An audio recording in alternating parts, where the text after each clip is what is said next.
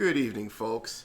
I am Aaron Alexander, the founder and owner of Chainsaw Media, and the current author of Aaron Alexander's RoNIN. Tonight, it is a tonight is part 2 of our playtest campaign entitled "Springtime for Helen." Now, where we last left off, it seems the crew has been investigating a death of a 20-year-old student slash intern named Helen Wisnewski. And what the crew has found out in that first part was, it turns out her death was not a suicide. It turned out to be there's clues that it might be a murder, or centering around evidence that glass that where she jumped from is weather retardant, and the fact that she might have a stalker that might be harassing her.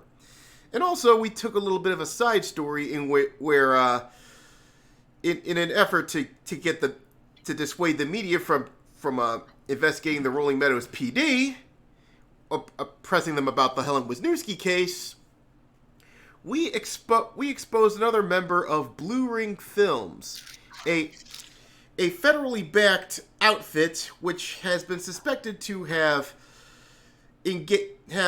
recorded Katie Flynn movies and doing Katie Flynn photo shoots. So, where we left off, the crew just came back from exposing another one of their sick freak members, and finally got some crucial evidence. However, it seems a certain nurse has joined the fray as they were leaving the Rolling Meadows PD.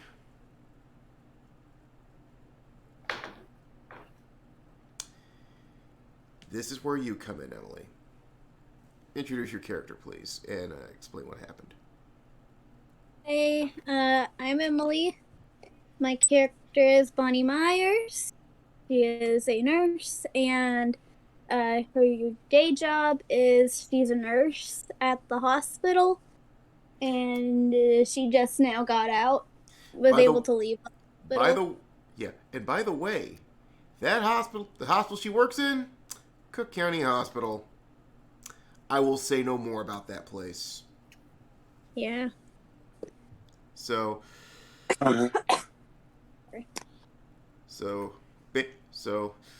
batter up before we make a decision.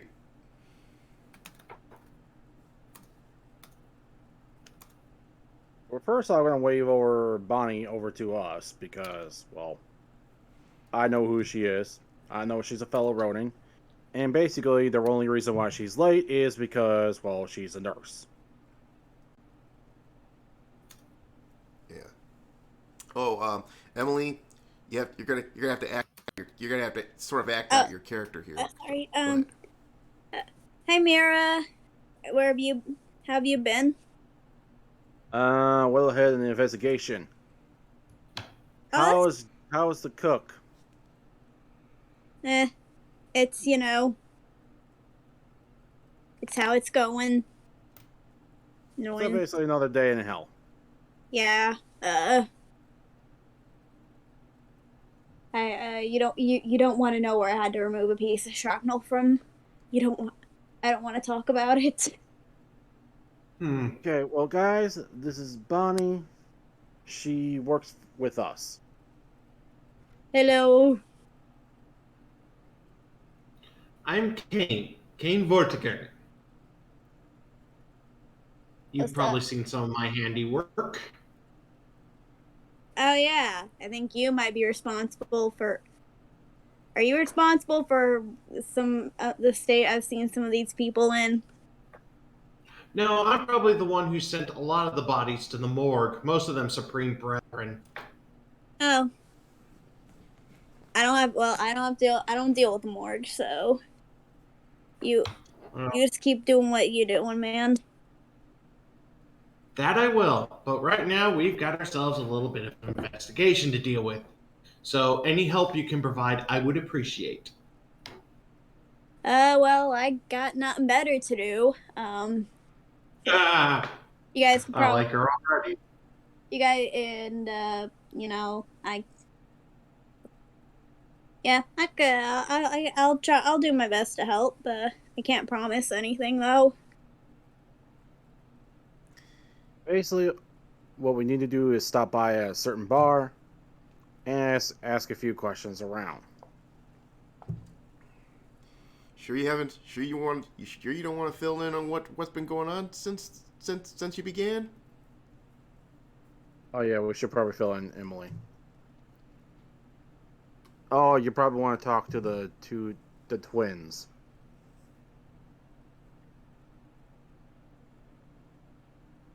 Basically, Bonnie, Yes. let me jump to my sheet for a second because I got the info right there. Basically, our clients are. Wow, I didn't write down the twins' names. Donna and Barb Oh, Donna Wisnewski. and Barb. Those are our two clients. I basically give her the phone number, which I'm going to copy paste into Emily's character sheet.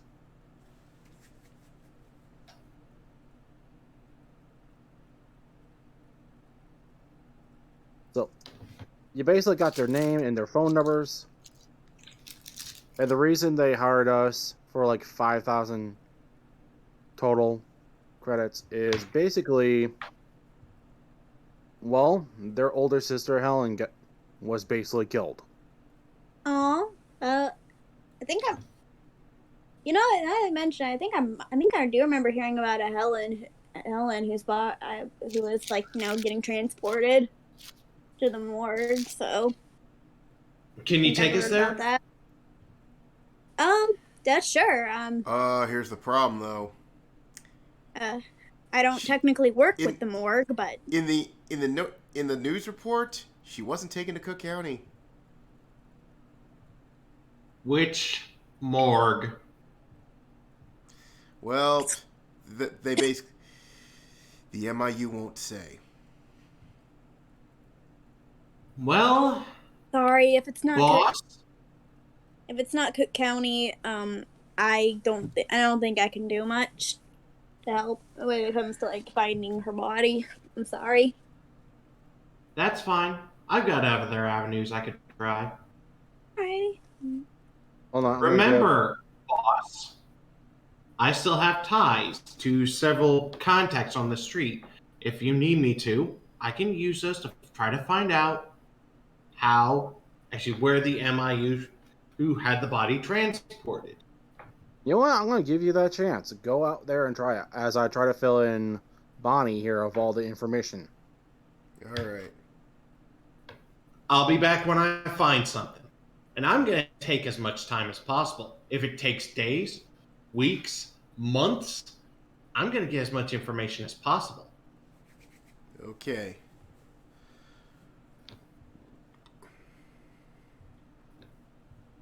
Basically, as he leaves, I basically tell Bonnie. Basically, her name is Helen Wisnewski. Wisnewski. Yeah. Date of birth is April 6, 2018. She graduated class of 2036. Her GPA is 3.3. Disciplinary record is none. Extracurricular activities are Harmonic Choir, Polish National Honor Society, and the Media Club. She has scored an apprenticeship, and it was given her own private line, which we do have the phone, amazingly enough.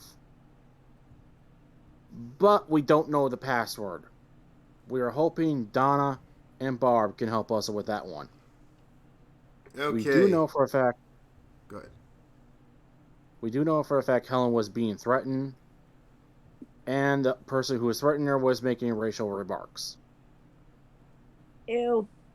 We do know she goes to the McClare pub and pool, where her two sisters were also found there as well. We do know the cameras were not working on the time during the time of her suicide. Mm. Yeah, I can. But for what we've seen in the evidence at the place, the windows are basically designed for over 200 miles wind and against hail. And I mean like heavy hail. So there's no way Helen, who weighs 130 pounds, can actually jump through the window. And in fact, when the police actually found her, she not only made a dent on a car from her 9-story drop, but they also found a desk by her, which suggests the killer may have used the desk to basically slam poor Helen's body out of the window. Yeah, now that you mention it, I do remember hearing about some people like they committed suicide, but I remember whenever I see their bodies, I'd be like, what the how did if somebody commits suicide, why do they look like that? I don't know. And the base of the company is, what was the name of the company, Aaron? Alexandria Incorporated. It's Alexandria Incorporated, which is basically the de facto company that helped Chicago become its own independent city-state. Yeah. So it's not a company you want to fuck around with. Yeah, Alexandria is basic. If you're in Chicago, you've never heard of Alexandria, you're living under a rock.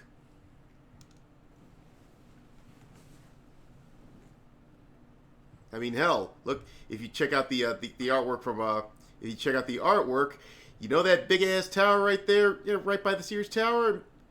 That's their main headquarters. Yikes. These people sound crazy. Well, but yeah. So whatever's going on in there, we don't know. And chances are, it's got to be someone high up in the company.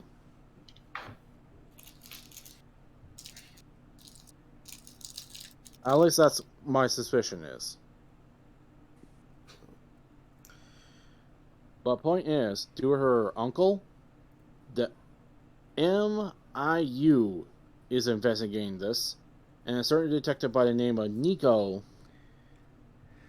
is on the case.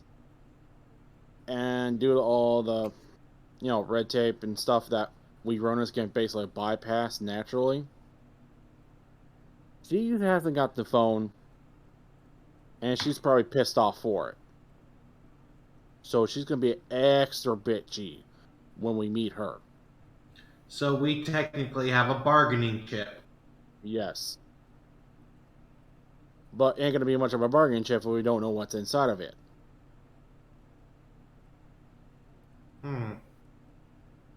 Which is why I'm going to do the bar first. Just to see if there's any leads out of that. That's fine. Okay, so we're all going to the bar first? I'm not. Yeah, you're doing your investigation. Alrighty then. So, everybody but, let's see here. Kane. Everybody but Kane? Well, so we all go to McCleary's Pub and Pool here. So, let's go ahead and switch the background here for a second.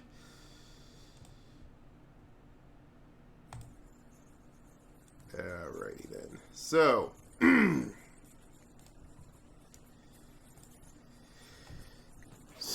you come up to McCleary's Pub and Pool. It has been a River North institution for nearly 60 years. In that time, McCleary's has been a hangout for the police and the local hedonist crowd, and it's the first bar in Chicago to feature dwarf tossing. Although it did get banned by the city outright in the mid-1980s, the event was brought back shortly after the Chicago incident. You noticed there is no firearm check, mostly because a lot of the regulars are police. But anybody who does draw a firearm in the building will regret it horribly. Just ask the two idiots that tried to stick up the bar in the early 1980s. Yeah. So, entering the pub, you right away see some drunkards trying to play darts, and to your right, you see a dwarf tossing session on the other end of the pub. You hear glass breaking over the billiard hall, and it seems a fight has broken out. Three off-duty cops immediately spring to action, cuff the two ballers, and drag them both out, with one of the cops saying to the bartender, "We'll be back in a few." As they pass you, you see a bartender and a couple of barmaids. One a leggy blonde and with a bob, and the other a redhead who has overdone it on the hairspray. Of course. Hold on. All right, I gotta find my dice for a second, but you know what? Fuck it. I'll just roll it. Do we have to use dice meter, or can we use our own dice? You can use your own dice if you want to make blind rolls. If you want to make blind rolls you can. If you use your own dice, you can. That's if you want to make blind rolls. Okay. Yeah. I'm trying to find. Speaking of which, I'm trying to find. So my for own normal dice. rolls, we gotta use dice meter. Okay. Okay. So damn. Hold on. I'll be right back. I gotta find my dice. Can't believe this shit's happening during the middle of a fucking session. Give me a second. Take your time. Take your time.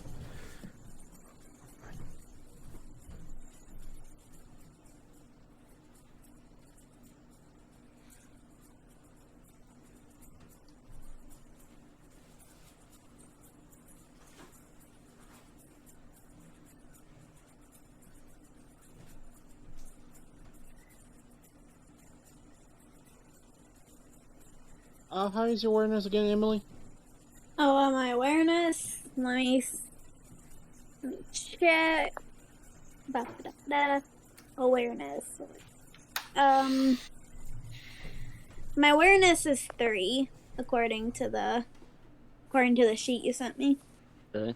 What about yours, Dragon? 2. I would ask you to, X-Kaiser, but you're not in the room. Yes, I Smoke. know. Smug, what's yours? Alright, let me get it out. My awareness is 1. Oh boy. Yeah. So we are all relying on Centurion when he shows up for his awareness of 8. Okay, here's the bit. Well, I can't even find it anywhere. I don't have time to be tearing the entire place apart. So here's what I'm gonna do.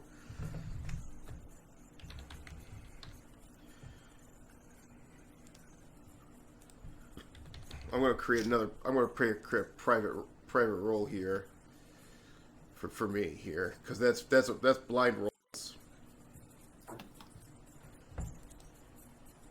Okay, so here's what we're gonna do. Oh god damn it! Hold on, let me fix that. Permissions.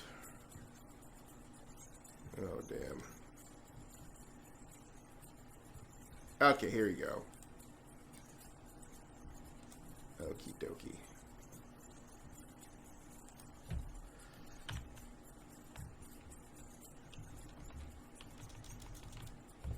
You know what? Fuck it. I'll just have to do it usual. Oh well, I'll figure something out later.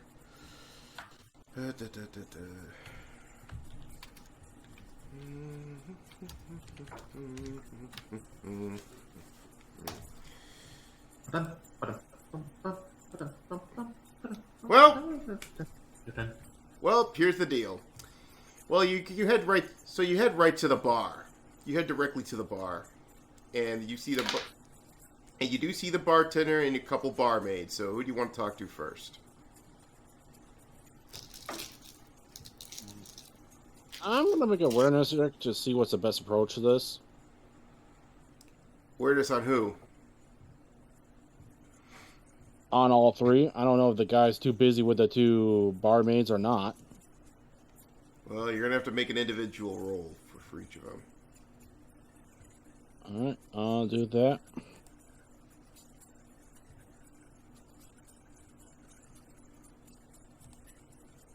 I don't suppose any of my songs are playing on the radio. Hey, got 8, 6, 11. Well, it's an Irish pub, so of course they're going to be.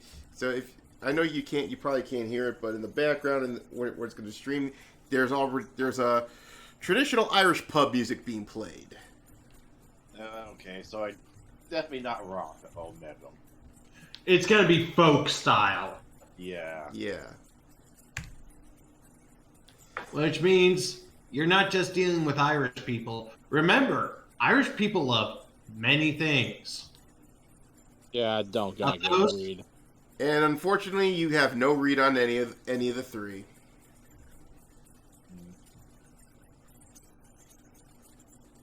So you can't really get a read on those. So who you want to talk to?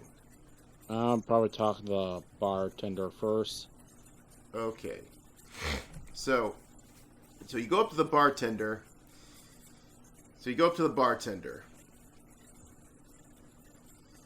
You ask a question, and the bartender remembers. He says,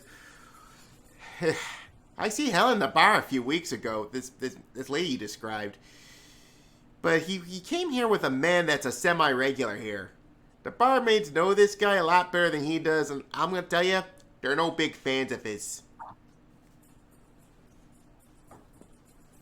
I'm gonna be like, thank you, and I pay a tip for him, and I Oh. order a, How much do you tip? I don't know, like think like a couple. A couple credits? Yeah. Ah, thank you, lass. Tell you what, this one's free, okay? I'll tell you something else. I do remember that girl ordered an angel shot on ice before she went to the bathroom. When she got back to pick up her stuff to leave, her date got very belligerent to the point ain't that some of our finest here, they had to step in and calm the situation. So I should be asking some of these fine gentlemen in blue. Well, I don't know, man. I haven't seen him in the bar today, man. So you probably won't get a lot from them. But the alcohol is called. This is out of character, but the alcohol is called Angel Shot, right? Yep. Angel shot on ice. It's a code word. It's a code I'm word. talking one of the blonde waitress then. Well, there's a blonde and there's a redhead. I said the blonde. Yeah. And by the way, angel shot on ice is a code word. Yeah, it sounds like it. Yeah, it's actually look up angel shot on Google, then you'll know what I'm talking about.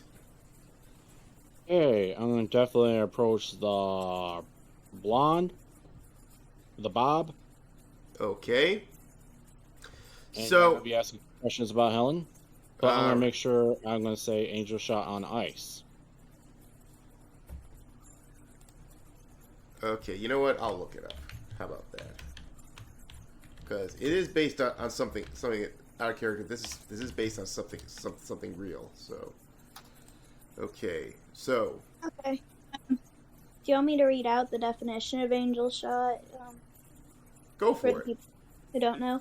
Alright, so from Urban Dictionary, angel shot, a guest in a bar or restaurant who's having a bad first date or a bad time with someone they just met can order an angel shot to signal to the bartender or server that they need assistance.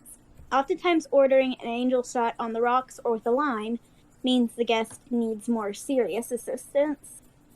Basically, if I'm guessing, if a girl's on a date and the dude is making her uncomfortable, she can signal, "Hey, I need help," or something like that. That's Yikes. Yeah. So basically, this ain't like a password. This is basically like, oh, you need to get the fuck out of here, Yeah. and we need Now- to Distressing. Now, with Now, if someone orders an angel shot on ice, that means they need to call for a livery, be it a taxi or like I said, or the RoNIN equivalent to an Uber. The name's still pending on that one, but basically, Heather. I mean, not Heather. Helen was trying to get the fuck out of there. Mm-hmm. Oh, yeah. TFO. Mm-mm. Okay, so you decide to talk to the blonde barmaid, right? Yeah. Okay, so you ask the question. She tells you, well, I wasn't working that night, but I did hear Dapper Doug showed up again with another blind date that went bad. This is the 5th time in the last 3 months. Dapper Doug has a reputation for being such a scumbag when it comes to his dates. Now, Erica, who was working that night, she can tell you more. So who is she? Erica, that is. You see that over there? That's Erica. You want to talk to her about that night. Okay. Well, thank you. I give her credit for basically taking her time out of her day to actually speak with me. Well, thank you, Britt. I really appreciate it. You have a good day now. Stay safe, ma'am. Yep. And basically approach the redhead. And yeah, I'm gonna be asking about Helen. And about that duck, whatever. Dapper. Okay. Dapper duck. Okay. Here's the deal. She says, "Now, I've never seen Helen before that night, but I am familiar with Dapper Doug. Now, I did overhear your one detail about the girl that he came in with, which probably is your Helen. She attended DiVincenzo University, and I know that for sure. And I've heard about that place before because Doug likes to pick up women from there." So he's one of those creeps that goes after, or like college age chicks or something. This is like a all girls school.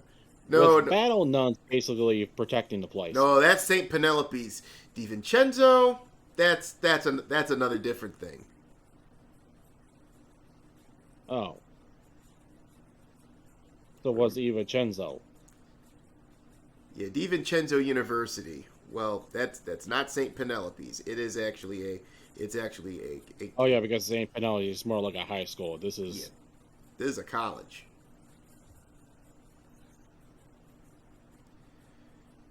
So really. So Emily, you're definitely right. He is a creep that picks up college chicks.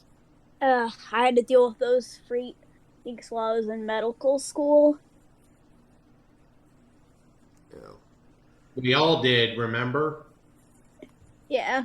Well, I didn't. I didn't We go to thought they were college. God's gift to the world. So, I'm guessing Doug comes in a lot with these younger women. You don't believe. I mean, some of them do get smoked. I mean, yeah, he does strike. He does manage to be successful every once in a while, but he is such a slime ball that most of them couldn't even stand to be here. I remember one time when one of them actually pulled a Saturday night special on him. Ooh. Yeah, Right. it wasn't pretty. I mean, some of the cops had really had to intervene at that point. Ugh. Do you happen to know where Doug? Do you think you could tell us anything else about Doug, like where he works or anything? Well, in this case, Emily, you're gonna have to roll charisma. Biscuits. Okay. Uh-oh. He's Someone can you want me to intervene roll if you that for want. you? huh? Someone can intervene if you want. I will intervene. All right. Oh, I will intervene for you because I got like +11. Sounds good. You I forgot Bonnie's antisocial. 24. Okie dokie. That's a 12. So hold on, let me mark that.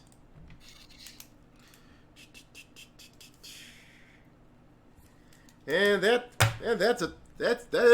is a pass. So here's what else she tells you. Now, he says, okay, the reason Dapper Doug never gets banned from this pub, the owner is trying to source some craft beer ingredients from him because Doug is said to be distributing a few establishments in Lakeview, and our owner wants to be cut in. Now, I have a feeling Dapper Doug knows that and isn't giving it to him, but he ain't gonna say it, so this way they'll have a place outside his circle where he won't be banned from. So basically what you're telling me is, if we somehow get his secrets and give it to the owner, you won't have to see him again. Yes, indeed. Do you have an idea where he lives? No clue. Ah. I mean, we don't know anything else about him except he comes in here and acts like a scumbag towards his dates. Well, I do know for a fact that Helen basically did order a angel shot on the ice.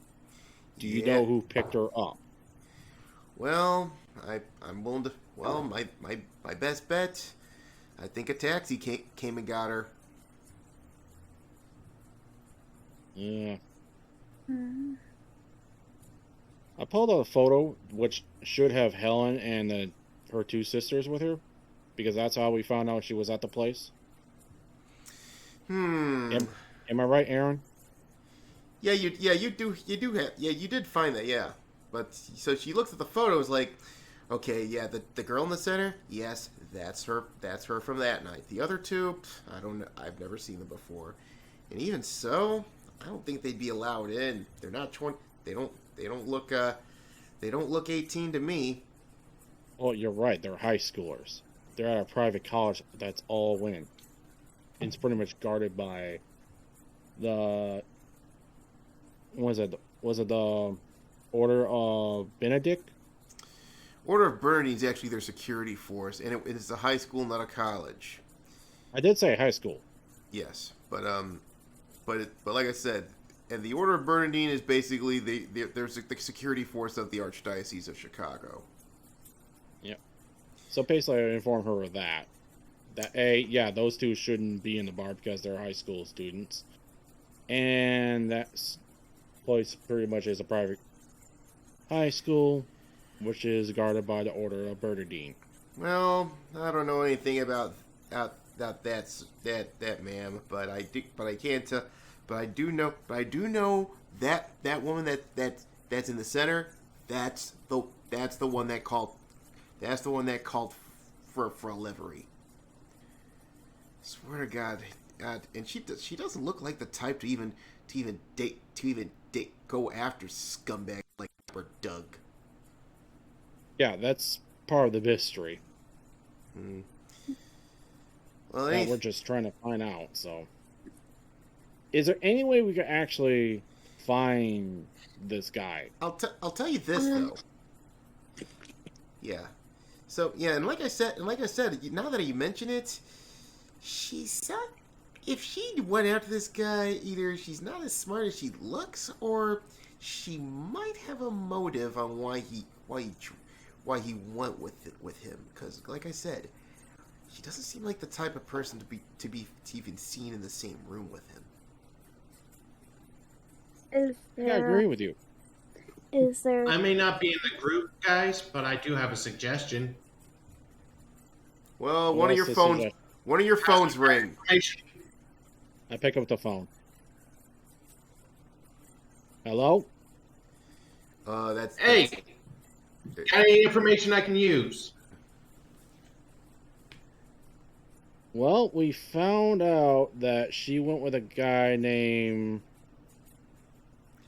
Dapper What is it? Doug. Dapper Doug? And he's a real slime ball.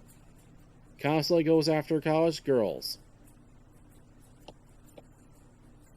I'll see And if I can't jog some memories. Alright. Anything else? Well, she had to order Angel shot on ice to get away from the creep. And it was a taxi cab that Definitely came to distress collect her. signal. Yep. Definitely a distress signal. So he was a complete And- another slime ball to her too. And we're just trying to find out why would she be with him at all? Maybe she had a motive, maybe she didn't. Well, I can try to use some of my contacts in the underworld to actually try to find out who this guy is, where he usually hangs out, and pass it on to you. Yeah, that'd be nice. And while you're at it, see if you can actually steal his alcoholic secrets, because if you give that to the owner, this bar wouldn't have to worry about him at all. I'll see what I can do. If I find this guy, however, and it turns out he's on a contract for the family, you know where you'll find him. That'd be even better. I say, copy that. Talk to you later. See Hang ya. up. And then I'm Uh, going to head to one of the meeting places for my clientele, All right. the Martelladas. All right. So, and basically, and one more thing that the redhead does tell you is, I don't know whatever it was that if he did have an ulterior motive, he did blow up on her or a lot sooner than he did his other dates. Oh, what was the thing that made him blow up? I don't know, but I know, but I did know he went full on, he went full scumbag a lot quicker than usual.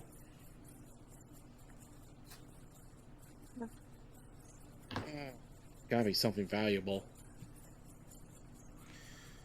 Whatever it is. Well, I'll tell you this right now. If you want to know, if you're trying to get some info on him, I would check the university. Other than that, there's nothing much I can tell you. Yep. But Well, hell, thank you. if Did you she meant- leave anything in the bathroom, by any chance? no, we have those cleaned up at the end of the night. All right.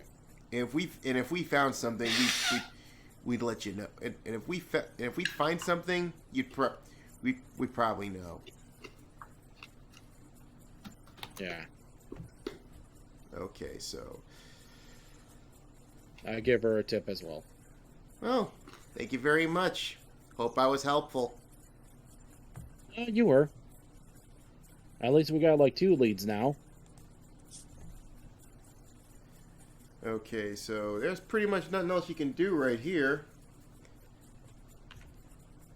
No, but and we could just until X Kaiser returns, we could just jump right to the university. Okay, but let's see here. God damn, I'm gonna roll again because I really want to do this. You know what? Close enough. Close enough. Okay, so as you all leave the pub, you sense something ominous being thrown at your direction. Let's see here. Who shall be? I'm gonna make an evasion check. If it's me. Okay. All right. Marcos. Smug. Oh, yeah. Okay. Guess what you need to do? Yep. Make an You- evasion check. Someone tossed You need to shit make at an you. you need to make an agility check. Already there. Okay. X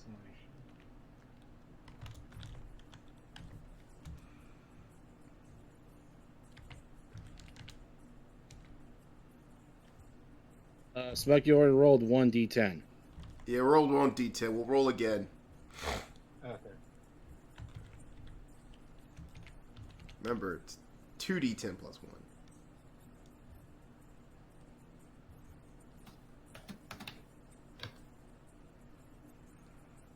So it's just 1d10, right? 2d10 No, plus 1. Exclamation mark. Space 2d10 plus 1. All right. Well, a man no taller than 4 feet wearing a green flight suit and a football helmet sails towards you, Marcos, and hits you. You're going to take 5 damage. Ouch. What the fuck? He got hit. He got dwarf tossed.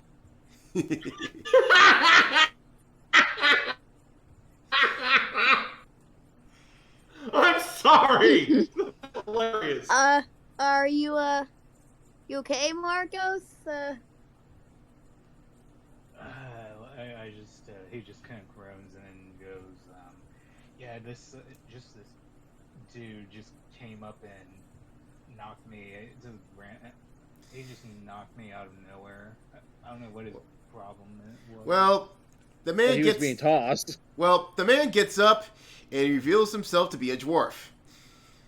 Oh, I'm sorry, buddy. Hope Are you okay? Yeah. You little guy? This is my job, ma'am. Sorry, buddy. Really hope I didn't mean anything by it. He walks back to a small group of cheering patrons. So, yes, it was a misfire. It was a dwarf toss misfire. Oops.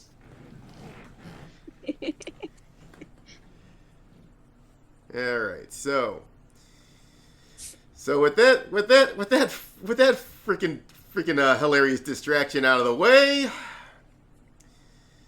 you decide to go to the university, right? Yep. All right, I think I can cut this music off. Okie dokie. So you pull up to the university. So here it is. St. Peter de Vincenzo University, or simply De Vincenzo University, has been through a lot since the university became a STEM-heavy institution 25 years ago.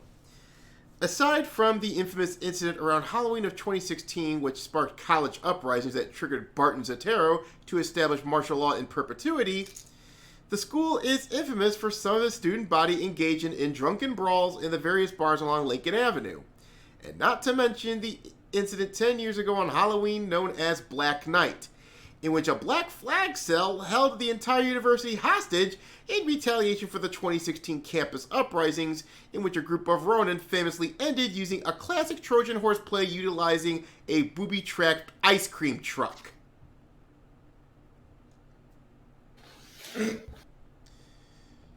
So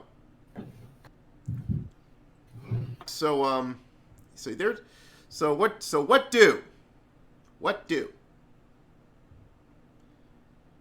I have Honestly, we head towards the office. the registrar's office. Yeah. Okay. So you head to the registrar's office and Well, I'm just gonna be honest. We're basically RoNIN. We're here to talk about Helen, and we just basically heard about this guy named, was it Pecker Doug or whatever? Decker Doug. Dapper Doug.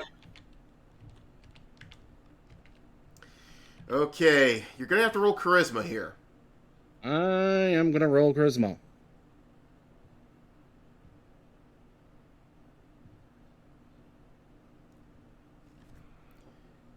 $17. Okay, that is a pass. So let's see here.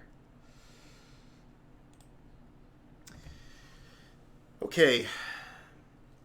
So the registrar says, if you need to find, I don't know what happened about that, but I can tell you this. Try Angelica Hall at 219. That's where Miss Wisnewski's dorm room was. All right. Thank you. Be careful when you go up. Oh, be careful if you go up there. There apparently someone has erected like some sort of ad hoc memorial in front of her dorm room. I will be careful. Okay, so Angelica Hall is an ornate building with early 20th century technology. I can't talk. Angelica Hall is an ornate building with early 20th century architecture, and you can tell it's pre-Art Deco. This building is the designated dorm hall for media design students. Now as you come, you do see a dorm matron on there, but she's busy with something. And you head up to 219. You get to her dorm room. You get to the door. It's adorned with flowers, teddy bears, rosaries, pictures, and messages of bereavement. Try not to disturb the memorial as much as you try not to disturb the memorial. You open the door, and you do find some of her personal effects in her dorm. Now, nothing sticks out, except her desk has a framed picture of Helen, Donna, Barb, and an older-looking lady with the caption "Me, DNB, and our new big sister."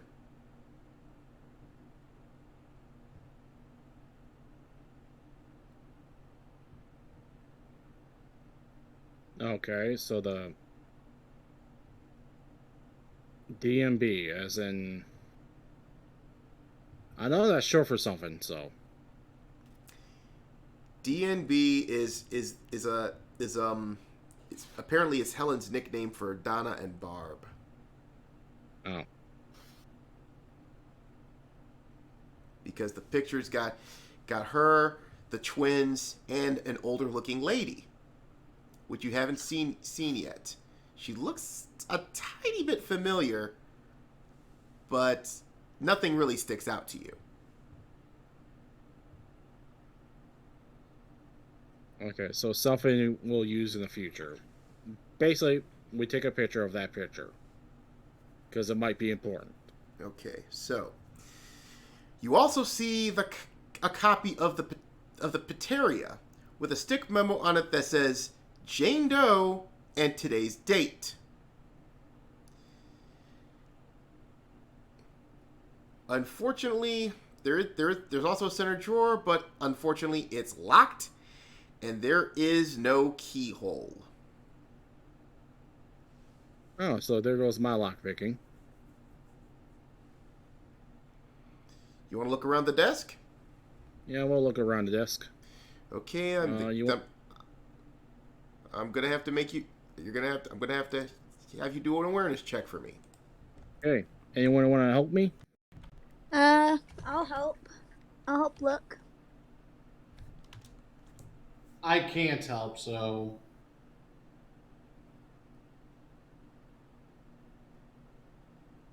13. Alright, do you want me to use my, Alright, let's see. You'd probably be using your awareness of +3. Yeah, Alright. it's 2d10 plus 3, yes. Alrighty, got an 18. Yeah, this time Nico actually treated you with respect. Ethereal? Oh, you switched it. You switched the R and the exclamation point. Hold on, I gotta do something for my dog. I'll be back. Alright. Okay. Well, Bonnie managed to find something. nice. Okay, so Hey guys, I found something. Okay, so you look through the Pateria, and you see an article published under Jane Doe. It seems like you. Obviously the Jane Doe is probably in reference to the stick memo that was found on top of the copy of the Pateria. It seems you might have to end up. So it seems you might have to visit their offices to find out what's going on.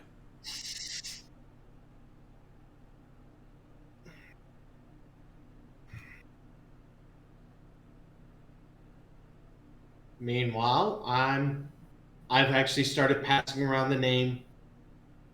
I've actually approached some members of the family and asked, does the name Dapper Doug sound familiar to you? Well, To you? we never heard I'm of actually trying to. Back. I had to take care of my dog. All right. What happened?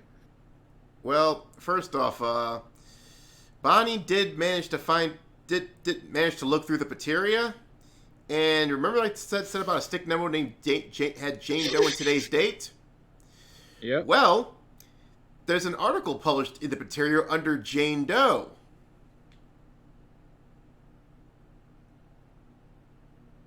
Oh, I'm definitely checking that out. Yeah. And as for your inquiry, Kane. Oh, Dapper Doug. I don't know. We never heard about this name out here. Then again, I don't know. We don't got a lot of holdings up in the north side. But I will tell you. So north side is probably the best place I'll check. Yeah. So anyway. So there. And sorry to bother you guys. Expect a little payback from the Phantom when you next week. Don't worry. We And know payback is actually his way of saying payment. Don't worry. Yeah. Worry. We know you're good for it. We know you're good for it, Kane. Please. You know me. You know how to reach me. We'll be in touch. Well, but hey, before you leave, though, anything you got any news about playing for my niece's birthday party? I'll see what I can do. Remember, I'm not the best singer in the group. Don't worry. I don't worry. She ain't gonna work, man. She loves you guys. I'll make sure. I'll see if I can't get them to book a birthday party. I know they're good. All right. I'll talk to you guys later. Peace out. Yeah, keep us posted, I'll huh? keep you informed. You got it. Good people. I wave and head out. I'm like, help. I send a text to the boss saying we need to check the north side for Dapper Doug. See the text, I'm texting back. All right. Who We'll you're do that texting? after we get done with the university. Who you're texting? I'm Snowman. In other words, Mira.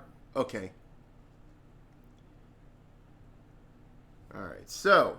Technically, she's the boss of this mission. All right. Excellent. Okay. Good. So there's nothing else you can do in Angelica Hall, though. But you can still ask around for Dapper Doug or check the Pateria's office. I'll ask around about the whole Helen and Dapper Doug situation. Okie dokie. I'll make a charisma check. Alrighty then.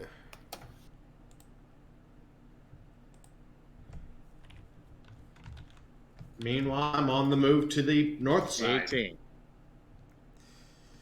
Okay. Well, You did ask one of them. She doesn't sound rebuffed, but she says, "Sorry, I don't know anything, ma'am." Now remember, you can still roll again if you want to, but Yeah, I gotta get better than a 6 and a 1. but because you got to keep in mind but you got to keep in mind don't fail 5 times. All right. Well, I made a 19. Okie dokie. Yeah, Nico hates me. Yeah, she's a bitch tonight. Hold on, let me. I'm gonna control C that shit. But You ask another. success.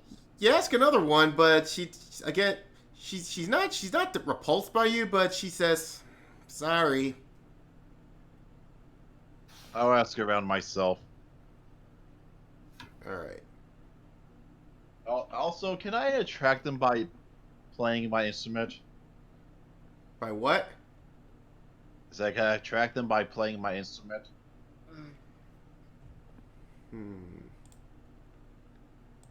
Well, you can try. Okay.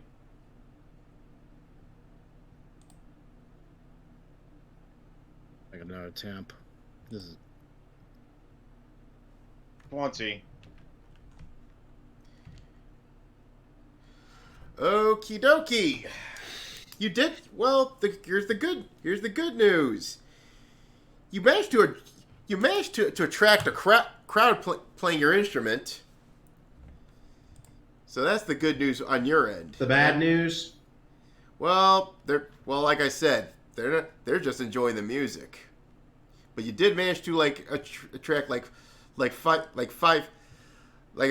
5 or 6 various people, 3 of them being women. So, as for you, Snowman, let's see here.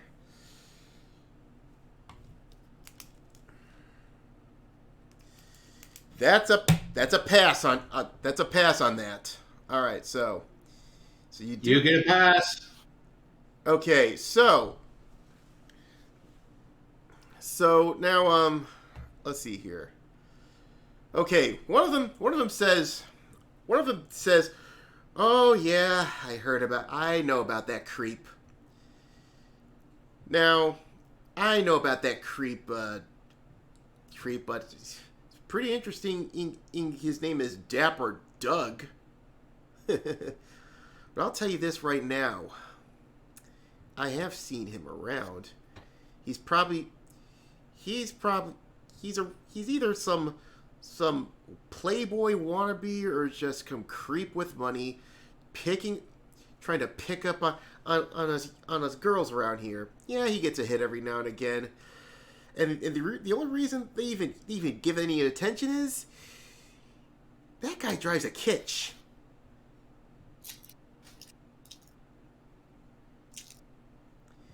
Now, I have been reading the materials of late, though.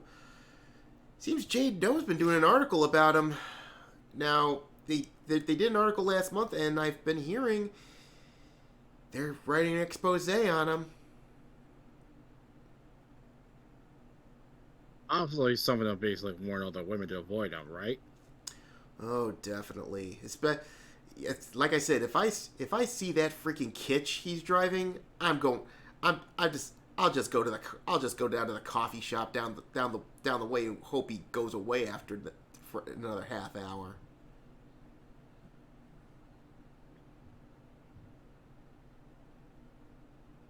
Does sound like a creep. The only reason why I'm looking any information on him is he has something to do with Helen. Wait a minute. You talk about the girl over in Yes. Angelica? Oh my god. Real tragic what happened to her. You have any idea?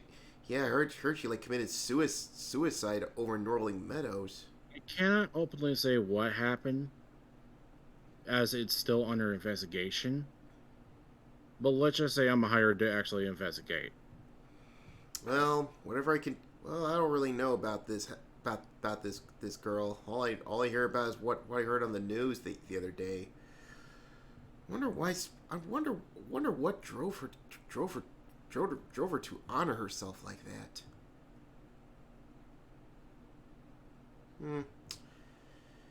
But by the way, there's any Her expression like I know way more than she does. I'm yeah. like, I would tell you, but that would be unprofessional of me. Understandable. But hey, but if you're taking a look at that damn creeper, be my guest. Swear to God, I mean, anyone with a it's got to the point where anyone with a kitsch nowadays is getting chased out by campus security. Oh, that bad. Yeah. So some father or some mother could be renting a kitchen just to visit their kid, and Well, yeah, we definitely need to get rid of. not everyone that does drive a kitsch, but I can describe it for you. Oh, please do. Okay, I know it's the Beliza series because those Belizas. Oh, I just love the design of the Beliza, but I do know that it is. Let's see here. You have to be careful. I mean, usually when I deal with usually when I even think about this creeper, it just turns me off. But okay, it's a black Beliza, a black kitsch Beliza. Okay. Well, but that's pretty. But it's pretty sleek. He keeps it in pretty much good condition. Otherwise none of us will probably have anything to do with him. I mean, I'm not flashed by anyone with freaking shits hanging out of their pants.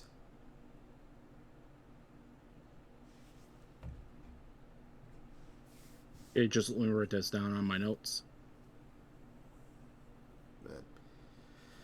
But like I said, all I do know about him is he's a creep, and Jane Doe's is probably on his ass. Yeah, that means I need to speak with Jane Joe. Well, Do you know where the tapestry is located at? the Bateria? Itaria. Oh, basement of the library. Thank you. And hey, if I can, I will get rid of Dapper Dan for you. I mean Dapper Doug for you. Well, I don't know who that is, but but tell me about it. I mean, I'd rather deal with all the creepers, all the freaking hotheads starting fights over on the bars on Lincoln. Ugh. But keep doing what you're doing, sir. Ma'am. Anyways, I thank her for her time, and I start heading down towards the. Well, I thank her for her time and tell her have a great day, and try to go down the. Well, where The Bateria? window is that? Say what? Itaria, yeah. Yeah. Okay, so the offices of the Bateria are located in the basement of the university library. So as you enter the building, as you come into the office, you hear several cell phones ringing off the hook and see 6 people talking and typing at the same time. Seems unlike most campus newspapers, the Bateria seems to be a miniature version of the Picayune. One of the people notices out of their corner eye, then knocks on a door, and out comes a young, burly man in a sweater who looks like he hasn't got any sleep in the last 24 hours. He says to you, "Hey, make it quick. We're busy covering homecoming weekend." I'm from RoNIN. We're here to speak about Helen, on the case with Helen. My office, please. I go to the office. Okie dokie. So you enter his office, and he shuts it down. After shutting the door, All right. So before we talk introductions, I'm Quentin Tucker. I'm the editor of the Bateria. And extends his hand out to you.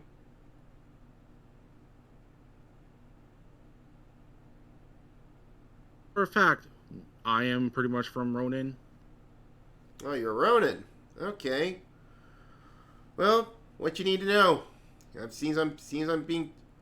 So hopefully nothing too serious, because I was hoping to speak with Jane Doe about Dapper Doug, because apparently there's a connection with Helen.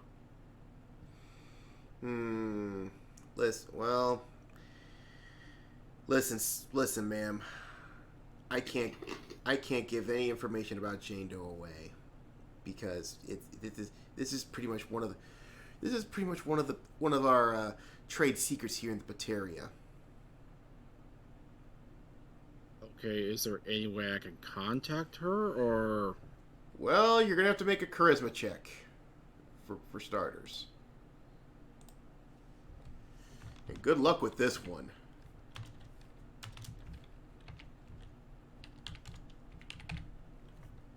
$27.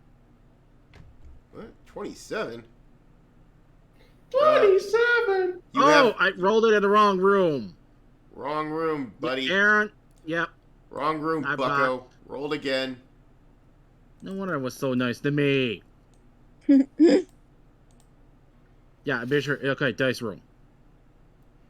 Yeah, wrong room, bucko. 19. Ooh, boy. That's a failure. That's a fail. You're dealing with a plus 15 here. So Quentin says to you, I really appreciate your willingness to negotiate, but sorry, that's not going to move me. However, I can help you if you're willing to help out with a situation of my own that needs something of your, let's say your delicate hands, if you will. What would that task be? Okay. There's a biochemistry major that just enrolled here at the university a few months ago. And she already took refugee status as she escaped from an ongoing situation over in Italy, which, as you know, the EU has it under its freaking velvet jackboot. Now, the problem here is it's got to a couple weeks ago. She was about to be jumped by 4 people for some reason. Really sketchy characters. And now what happened was, I was in the middle of my lunch, right? You know, like you do, right? And this student comes up to me, and she was frantically pleading with me, but the problem is I can't understand her because she was mostly speaking in Italian. I honestly don't know any word of Italian. But however, what illustrated the situation, how dangerous the situation was, 4 people were right behind her, and as they were approaching me, I had to bust out my pulls out the drawer and brandishes a micro Uzi. He says, I had to brush out my equalizer. Those 4 had to back off. So ever since then, I've been having her hidden in my house. I had no other choice because number 1, she's probably a refugee on the run. You know, sketchy people tend to have that effect on people. And I tried to talk to an interpreter friend who knows Italian, but I explained the situation. I tried to explain the situation to him, and he's like, he doesn't want to even go near it because he didn't like the sound of those four spookies that were chasing her. Now, I'll tell you this. I'll tell you what I'll do for you. Now, I need you to find out what's going on with this lady, okay? And find out why the hell, who are these strange spookies going after, chasing her? Now, I'll give you. Now, if you can do that for me and at least shine a light on the situation, I'll tell you about Jane Doe. Okay? So All right. he gives you a script. He gives you his business. He gives you basically his. Here's my private business card, and on the business card it shows you to address to his apartment, and a phone number of the and the phone number of the Italian interpreter. Okay, so let's see here. All right, so okay, get ready. It's going to be on notes and clues. Okay, so let me get that set up for you.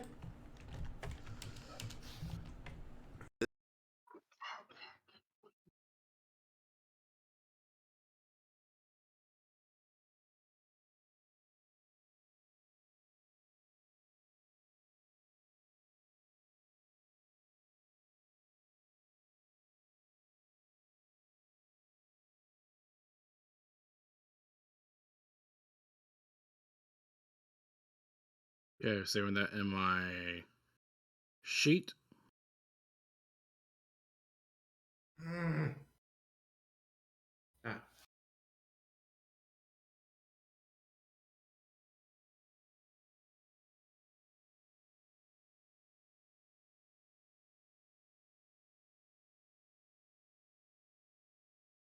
So basically, you want us to go to your place, start up the communication between the interpreter, and basically have me serve like a midway, so we can actually translate what she's saying.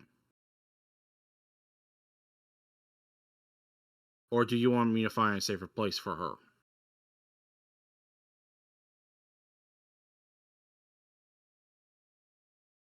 And that's out of character too. So those questions were out of character, Aaron.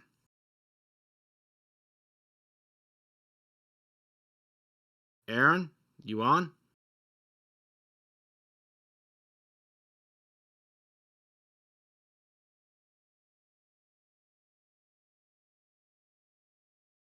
Sounds like the GM had to go out for a bit.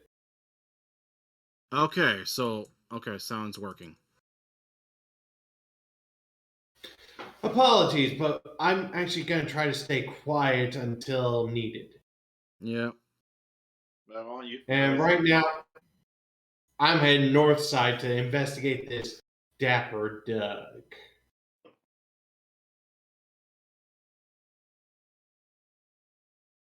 Because until I'm given further orders, that's going to be my job. Yeah. Unless you have the amazing ability to speak Italian. Okay, can you hear me? I can now hear you. Yeah.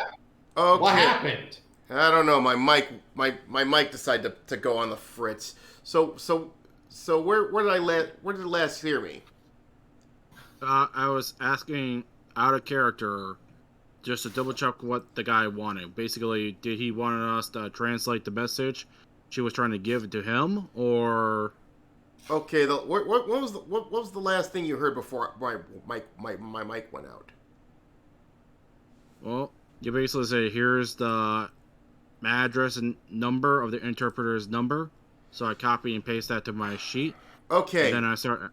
Okay, he did say if you have to pay for the interpreter for services rendered, he might ask for payment, but if he does that, I'll reimburse you. And by the way, she will not have to be moved in any way. She is safe as she can be at my house. All right. Now, I know what you're thinking. Well, why can't I just do it with the interpreter? Well, here's the deal. I figure if you RoNIN are involved, he'll probably be more than willing to talk to her.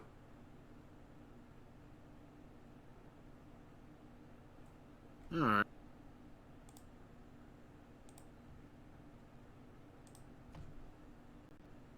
Well, we'll do it.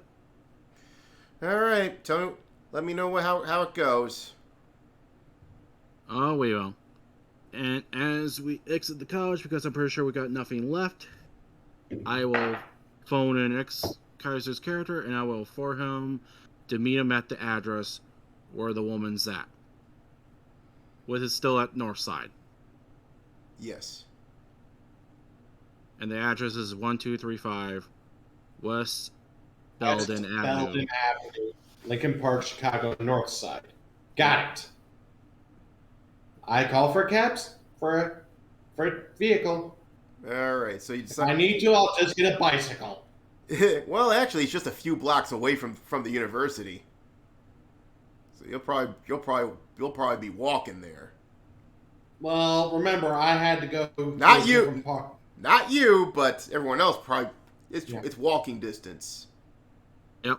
Well, when in doubt, city bike. All right. So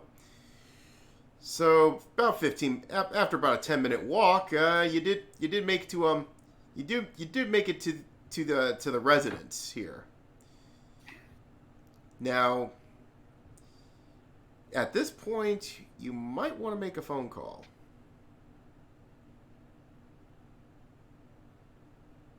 Who? To the interpreter. My Kyoto speaks Italian. You can? You can? Yeah. At level. Only the lowest one though. Rudimentary? Yeah, only got 2 in linguistics. Yeah. Okay, so we're still going to need an interpreter. Yeah. So you decide to call the interpreter. Oh, yeah. I Okay. basically tell him, Buongiorno. hello. We're here on the behalf of, who was the guy that sent us? Quentin Tucker. Quentin Tucker. And we are basically RoNIN. Oh, well, I was about to tell you that I can't help you because I don't want to get in the middle of a situation dealing with spookies. But since you're Ronin, I'll at least help you out for a small fee, of course. And what is that small fee? 50 credits, please. I look over towards Emily. I look over towards Bonnie. And I whisper to her, he needs 50. Quentin will pay you back 50. She hands him the money. You Okay. better pay me back. Okay, Pay me back. So you do wire him the credits. Okay, I'll be there in 5. Click. Okay, so we make sure the woman's safe, and we keep a couple guys down here. The basically, when the interpreter shows up, he'll safely go up the building. All right. So a few minutes later, two cabs pull up. A cab and let's see here. I'm trying to figure out what car that I'm gonna have this guy pull up in. Okay, he's gonna pull up in. Oh damn! Hold on, because because I'm not gonna have him pull up in a cab. Not. God damn it! Hold on. Let me remember here.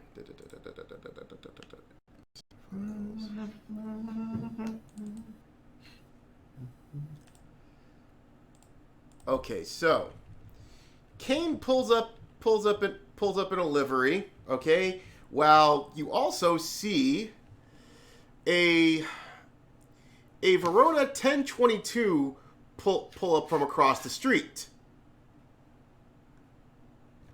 A 1022 what? A Verona 1022. Okay, looking that up in the car section. What I'm trying to see if I can. Ooh, a sports car. Nice. I'm like, oh, nice. All right, hold on. Because hold on. No I gotta Bugatti Veyron or Pagani Huayra, but it'll do. Well, actually, it's based on something here. Okay, I'll show you.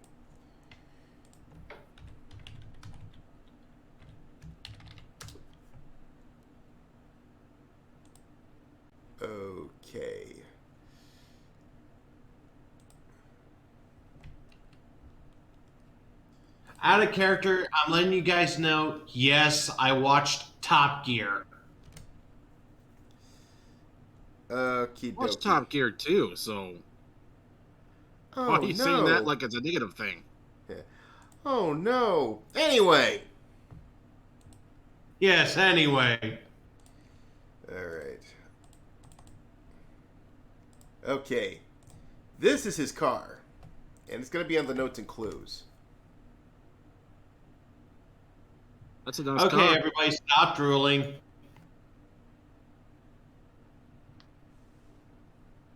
So he pulls up in that. It's actually a white. It's actually painted white, by the way. So. Okay. Peugeot or Ferrari? It's called. Oh, it's a Ferrari. Yeah. Yeah. The Verona 1022 is the RoNIN version of that. Too expensive for me. So he steps out of the car and says, buongiorno. So what can I help? Who do you need to speak to today? We'll show you to her. Okay, so you knock on the front door, and a beautiful Hispanic maid invites you in. Oh, Senor Tucker called ahead. He told you you're coming. Entra. Thank you. And we De nada. So you find this student watching some Italian program in the living room. So as you walk in, she jumps off the sofa in utter fear, and she's like panicking and speaking in Italian. I tell her Oh, to great. calm She's down. been watching Giallo. Yeah. I tell her to calm down.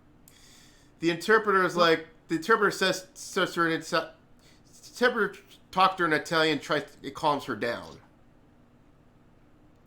She calms down, and then it seems she has a seat. I'll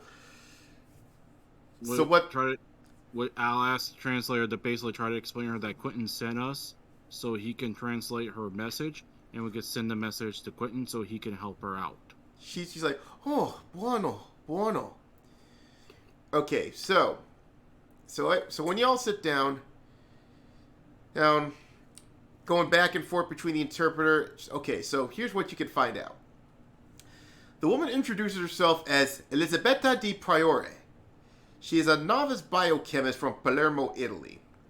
She was an intern at the hospital in Palermo investigating mysterious viral deaths in the Sicilian countryside. And she found out that not only the virus was foodborne, but it was a result of natural additives coming from a factory farm just 10 miles outside of Palermo, which is run by a subsidiary of Verona Agriculture. Yay, This tap is that all down so we can copy paste all that information. Oh boy. Okay, so, and by the way, no relation to the car company. Oh. When she submitted her report to her boss, she was asked to scrub the report and fabricate a new one. She couldn't do it, and the day she filed the report as is, prefects arrested her, and she was sentenced to deportation to the Middle East to serve as a harem bride to a GISE officer. In transit, she broke custody, and she stowed away on a cargo ship to Miami, and then flying to Chicago so she could file refugee status and continue her education at Di Vincenzo University. Unfortunately, a team of 4 prefects from the EU have been sent after Del Priore with a kill order. The only reason that the prefects backed off when Tucker brandished the micro Uzi because it wasn't out of fear of Tucker. Prefects are very discreet about their assassinations. If they get into a firefight, local authorities would be alerted, and she knew they would. And she basically said that she knows for a fact the local authorities don't take kindly to anyone affiliated with the Diavoli Bleu. This is where I pick up the phone and talk to the fine boys at the local authorities. I would have probably heard of what she's talking about, right? Yeah. They're Well, that he was good. translating it to us, so I'm gonna inform her. Okay. Well, any situation like this, I'm probably gonna have to let the family. Yep, let them know.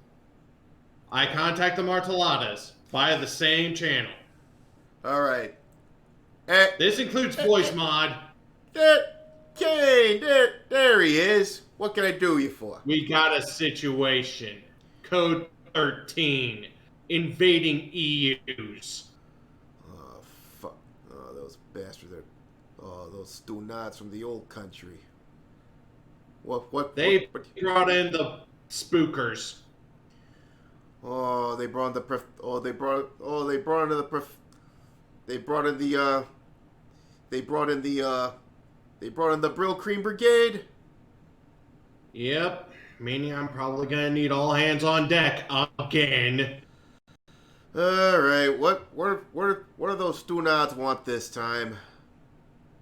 Well, apparently, there's a kill order on one of the RoNIN charges that I'm having to help with. Oh, another charge. Can you Yeah, explain? she managed to evade custody. Oh boy. Can you And I'll explain the details when you guys can get here. But we need as many forces as we possibly can. This person needs max protection. All right, I'll tell you what. Give me the address. I'll send a couple of guys over. Besides, they need some work done. They need to get off their ash anyway. Much appreciated, man. As Kaiser, do we need to get the police involved or no? Well, Should see, we also bring the cops? Well, you already got the mafia involved, and I'm That's sure- a big no. Okay, so yeah, I don't call the cops. I give them the address 1235 West Belden Avenue, Though north I did side. call Quentin. I do call Quentin and tell him what's up, and that she is most definitely going to be safe. Okay. Did she tell you what's going on? Yeah. Basically, they didn't back away because they were afraid of you. They backed away because they worked discreetly. These are basically They're assassins. Yeah, but they're working for Pintrax, right? No. Prefects? They're working- Or... Oh, wait a minute. Back up. Did you say prefects? Yes. Those were assassins sent out to kill her. European Union. You should have known. Well, listen. I'll tell you this right. Well, is there anything you can do right now? We are already handling it. We know a group of fine fellows that will take care of her. Okay, say no more. I know She how. is safe. As All safe right. can be. But they are going to watch over her like a hawk. All right. I'll tell you what. If you see any of these prefects around there, Bish, I need you to kill them and take their papers. I'll give you 100 credits for each one of them you take out. But in the meantime, come back to my office. We can discuss business. All right. Hold on. Snowman, I form ex-Kaiser characters like, hey, if the good fellows kill any of these prefects, tell them to collect their papers and send them to Quentin. will do. Just leave me here too. Set the assassin loose. Go All ahead right. and take some if you want to. But we're going to wait here till the Mafia shows up. Well, Okay. okay. And I please- just basically back away into the shadows. So you pull up to the house. So yeah, they pull up in their Leland Transnational version 13s, which is basic. Hey! He's like, there he is. How you doing, Kane? Yeah, the boss said. Doing good. How about you? Ah, fine. Looks like downtime freaking ended. The boss basically told us, get over here, get off your ass and get over here. Yep. As I As come out, usual, I the break Phantom has marching order. All right, so what we dealing with here? Prefects. Ah, still I not. Here's the Basically, what- rules. You kill, actually grab their papers. Why we need their papers for? Special request. We'll get paid for this. Oh, sort of like proof that they're sleeping in the river, eh? All right, if we keep an eye on Let's figure out the card. well, if we keep an eye on some creepy looking jewels coasting around here, we'll be sure they let's say get the business end, if you know what I mean. I basically I walk thank God. But I basically walk out. but and out of these guys curiosity do though, why do these students want some of this? Want something to do with this place? This looks like some out of the way, some out of the day ran by some old money here. As I walk out, these Actually- mafia guys should recognize me as Lady Nile, because I do have affinity with them. Like, my affinity with them is like 41. All right, so it says, "Hey, oh look who it is! Yeah, didn't say you were. I didn't thought you were bringing thought you were bringing some company here." You know me. I'm working a RoNIN job involving a murder case. Well, yeah. Old lady Mira here took care of that little thing that happened a while back. You know. Anyways, This is my first time working with her, so this is a good thing. yes. Anyways, you fellows need to be inside. Well, I don't know. We don't know what the hell's going on, but we'd like to take a look at why we're here. If you Yes, ask me. I bet you do. So Come on in. Lady Nile, if it would please you, I would actually like to go and scope out possible target locations in case these guys Go try to ahead. use. Go use ahead. I just need to their tell exits. these guys who they're guarding. All right. So what do you tell them? I'll be Okay. running this one. If you guys don't see me, that's good. Okay, so I lead the good fellows into the place. I basically introduce her to, well, their charge, which is the lady who can only speak Italian. He's like, buongiorno. She looks over the button man and says, La Cosa Nostra?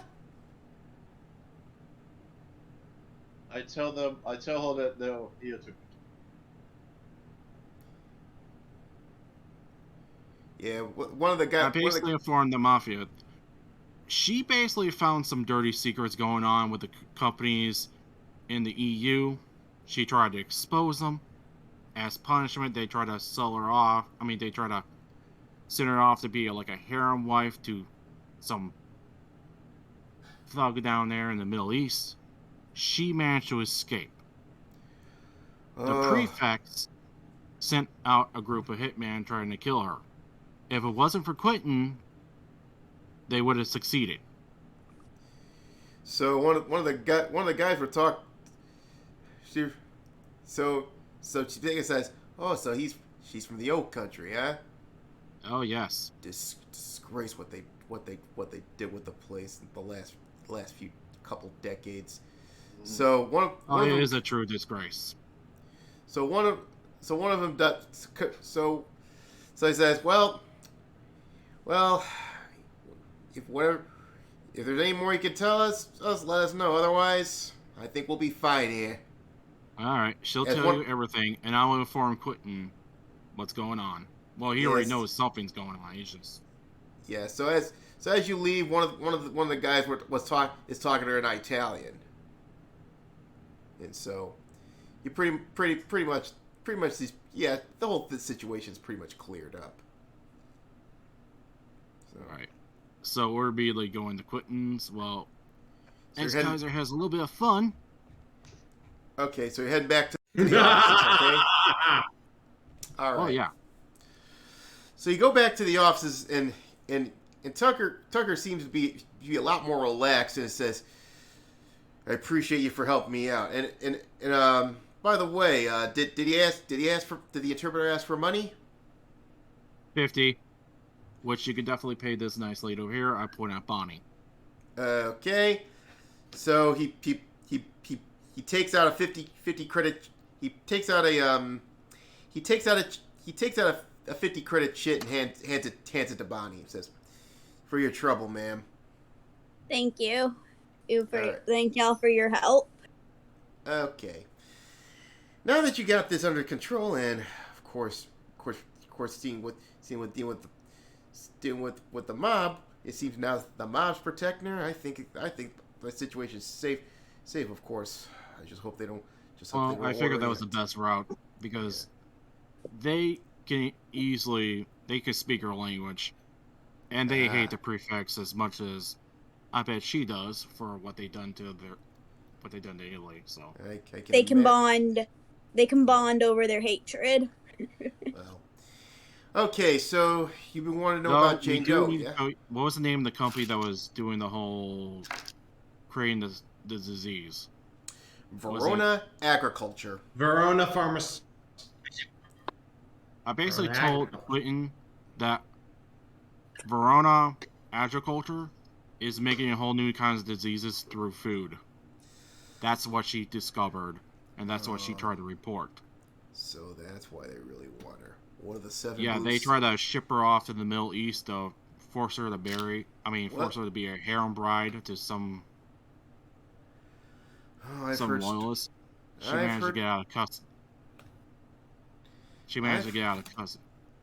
I've heard of stories about people crossing the EU and then having their prefix come in and either straighten them out or ship them off to the Middle East. God Almighty, he's either to the Middle East or in some areas down in Africa. Well, they tried to send her to the Middle East, but this time they just wanted her to die. I guess they're after her because she broke custody. Well, but I can tell you one thing about Verona.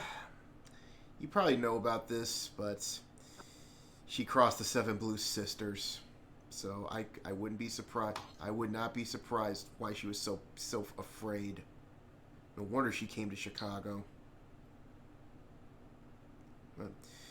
But I really thank you for clearing that up. But anyway, you've been wanting to know about Jane Doe? Yes. Okay. Jane Doe is not a person per se, and officially she is not on the staff.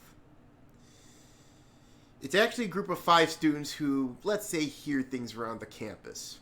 Every 2 weeks, they meet up, they pool their gossip, and then come to a consensus to which topics they'll put here on the paper.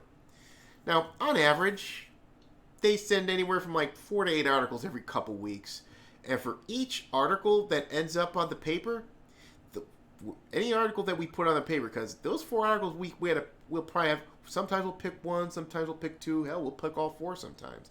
But for any article that ends up on the paper for that week, we pay them a stipend of 10 chits apiece. Now, this particular article that you're talking, so Jane, so let's see here. What were you inquiring about Jane Doe about? We're basically trying to figure out Helen's connection with Dapper Doug. Who is Dapper Doug? It's a scumbag we believe might have something to do with Helen's death, or who might. I don't recall, ma'am. Can you? Because we got We get a lot of reports about weird men here. He would be the man in the black kitsch. What was that? Wait a What's it minute. when Are I- you talking about the Kitsch Creeper? Yes, the He, black you kitsch know him? LC that's in premium condition. Oh, now I understand the connection here. Okay. You didn't Ye- hear this from me. Helen was actually part of Jane Doe. She willingly accepted a date from the Kitsch Creeper to get an idea for his motive of picking up college women that he goes on random dates with it. Here's from what they reported back. He's picked up 30 women in the past year, with 4 of them mysteriously disappearing only to resurface as members of Black Flag, and then 2 of them dying of mysterious circumstances. This doesn't include Helen, by the way. Now, since that incident, she has been getting some weird telephone calls, each from a different person, and apparently they have some association with the Kitsch Creeper. Now, she hasn't told me a lot of the details of that date, because every time I ask her, she recoiled in fear. Oh, from what we heard, and yes, we're going to inform you over this. She went to the bar. She had to order a angel shot on the ice. Oh, it got that bad, did it? Yeah, one of And the he was more wrathful than usual. He was quick to anger when he found out she got away. Oh, she looks like he sniffed her out. I warned her not to be too obvious with this guy. But That does explain why she was getting those phone calls.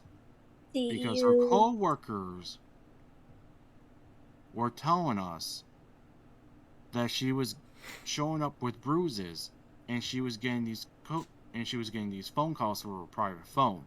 oh my God, bruisers! This is news to me. do you have any Keep that information? on the down low, because this is involved with investigation on her suicide. Quote, unquote. I heard about what happened to Helen. Yeah. Doesn't seem the type of person to be committing suicide. Well, the window Yeah. suggests otherwise. Uh, The window Yeah. that's designed to resist 200-mile winds under hailstorm. ooh, that's Do a you big fit. Keep this a secret, please. I'm an editor of a paper. I always keep my sources confidential. do you Now- sorry. Go ahead. I was just gonna ask, do you think you could tell us who else is a part of Jane Doe? Maybe they could help us. Nah, not to my knowledge. They know what I know. Alright, thank you. Well, but there is So- more though. There is more though, I can tell you. I believe she's an intern at Alexandria Incorporated. I mean, I don't know how this relates to her, but that much I do know. Well, we do know that for a fact, as she actually successfully got herself a mentorship. Oh, I'm on the bet. Now she did tell me about her being. She did tell me about being in contact with someone high up Alexandria, and it seems, and from the last time I talked to her, it seems like they're finding a way for her. They're finding a way to protect her, but apparently whoever got to her, well, they beat them to it. Now, I'll tell you this right now. Well, now I don't actually know how she fell to her death. I know for sure it wasn't a suicide, but I can tell you who could be involved. It could be the Creeper, could be his associates, or maybe some other Alexandria executive trying to cut off a loose end, because you know how public relations policies are with these guys. That's how it usually is with megacorps. However, last time I did see her, she did leave this. She left a flyer.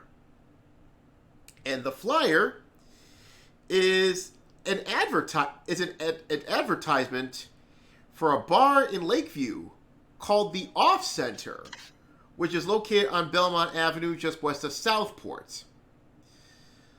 Okay, now I didn't check it out, to be honest. Now normally I would check it out, but I've been pretty busy, but I know that stretch of Belmont. I've been hearing a lot of nasty stories coming from that stress, mostly centering around Black Flag. Check it out if you want, but be careful. Oh, trust me, I'm always careful.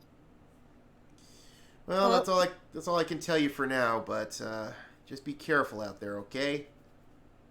Okay. Well, I guess we know where we're going next. Now, Kane, did you get an update on the phone? That depends if Lady Nile actually sent it. Yeah, I'm gonna send that information through the phone. I'm like, Well, you still damn commies. you still need to find out about the phone. Yes, Yeah. that was my next move. We're gonna actually go talk to Barb and You're gonna call one of the twins. yes.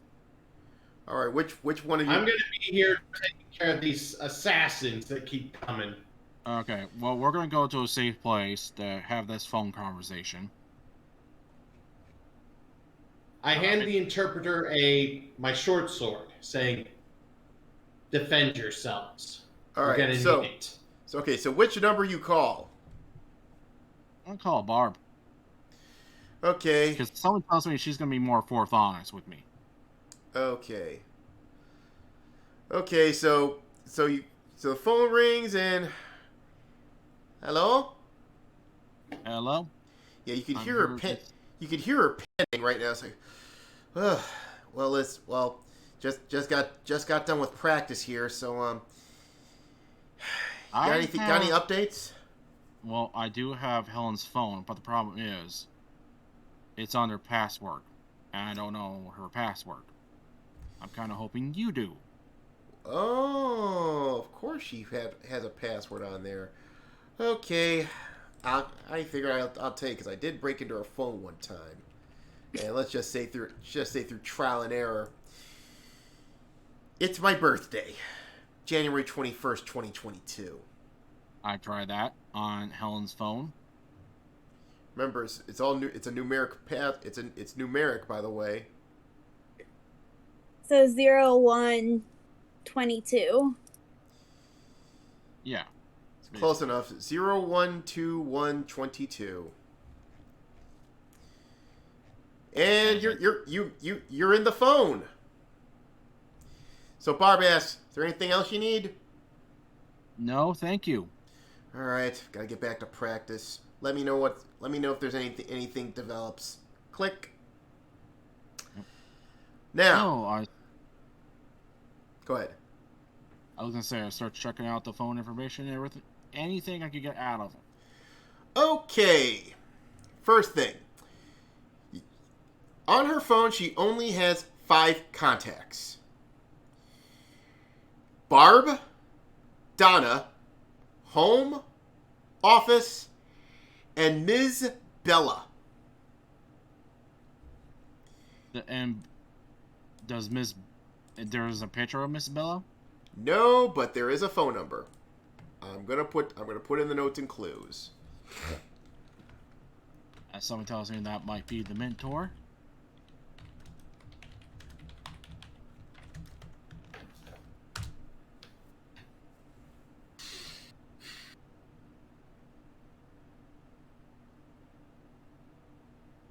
Okay. Yeah, it's a California phone, by the way. Oh, so way in the... Okay. So I'm gonna copy paste that and... Well, there is something else you did find too. Okay. 6 unheard voice messages. Well, yeah, I'm gonna check it out. All right. We're in a private place, so I'm gonna play in front of the group. All right. So, first message. This was left by Ms. Bella 5 days ago. So here's what she says. Hey Helen, it's Miss B again. Listen, I've been hearing about your recent problems, and I'm gonna get Corp Security to assign Corp Security to protect you until whatever's going on blows over. Okay. I'm also gonna find out who the hell's been threatening you. Okay. And I've been hearing you've been getting attacked as well. So now, also, what I'm gonna do for you, sweetie, is I'm gonna expedite the process of your transfer to Orlando. And I know you still got to finish school first, but I'm sure they'll accommodate. DiVincenzo will accommodate you with online classes and whatnot. But listen, you will get through this, sweetie. Okay? I'll see to it myself.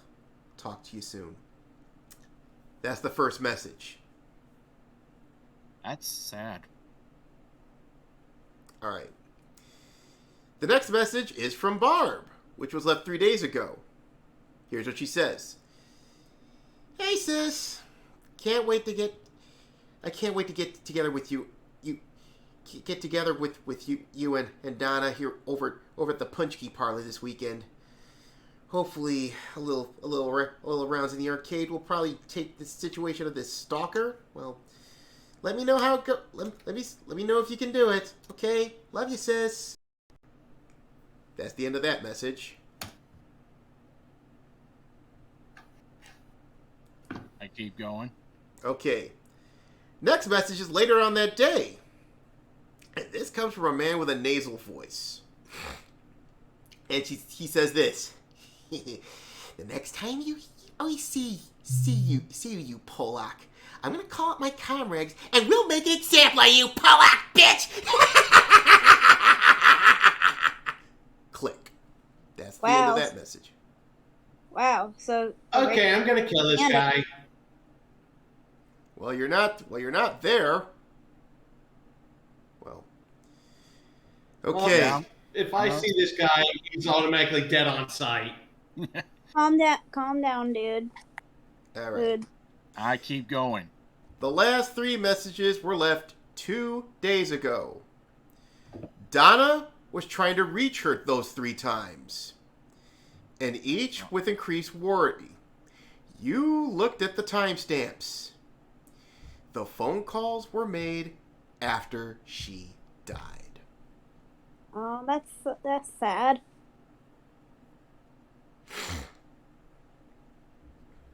The feels. So, what have you all learned from this?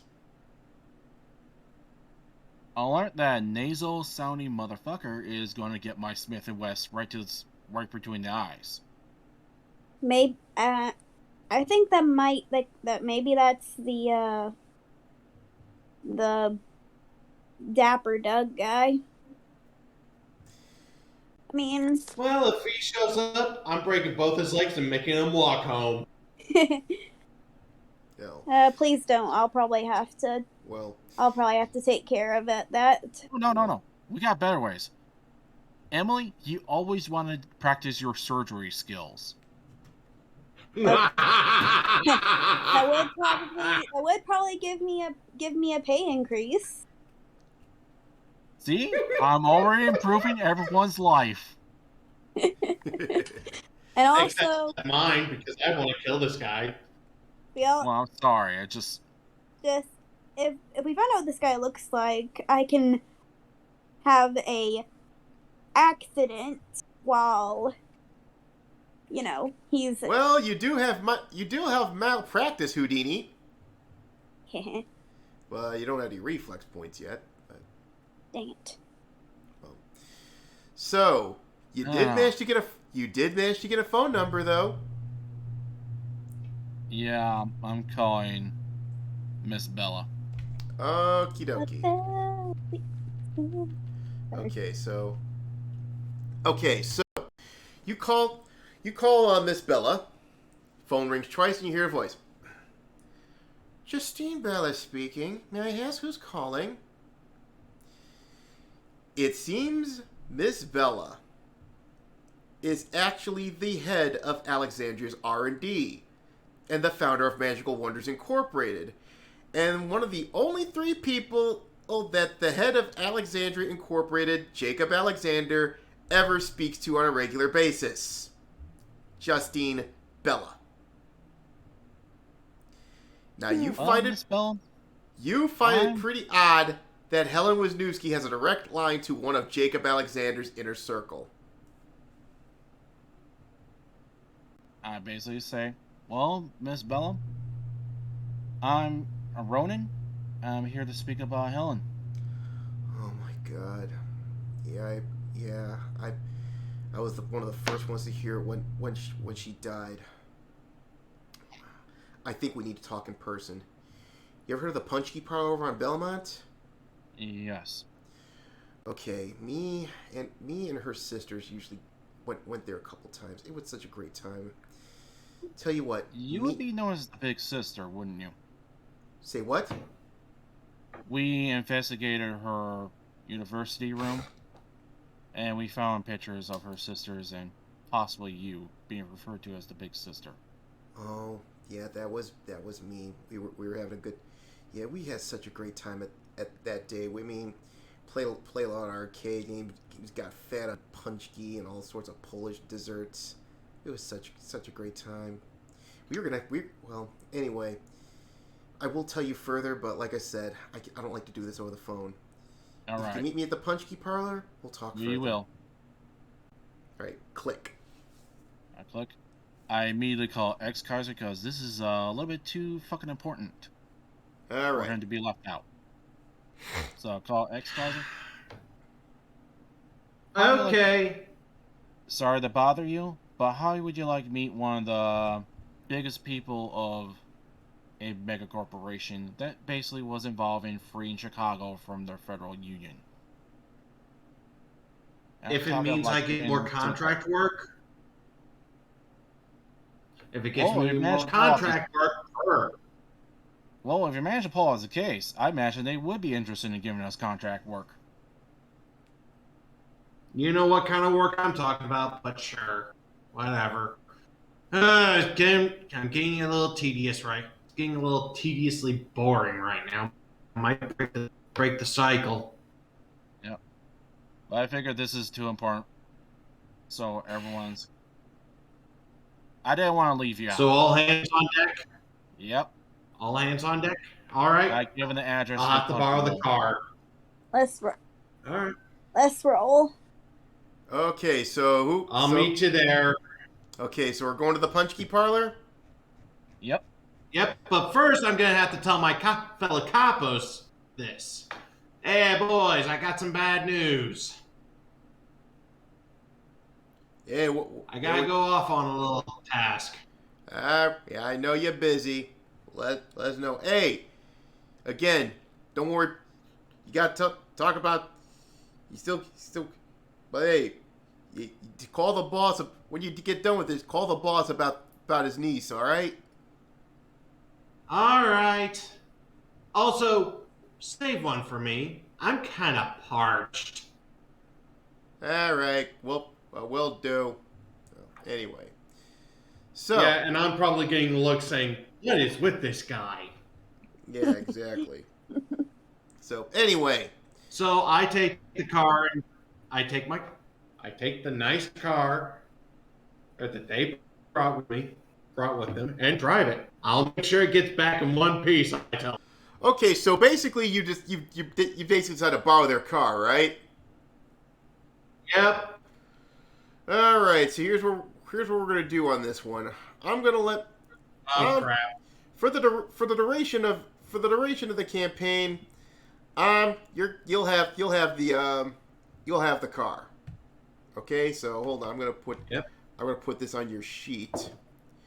It's a Okay, we're driving. Okay. So let me see here. Does Oh, anybody we're need to drive driving. still? Okay, give me a minute because I have to give you the information of the car you're driving.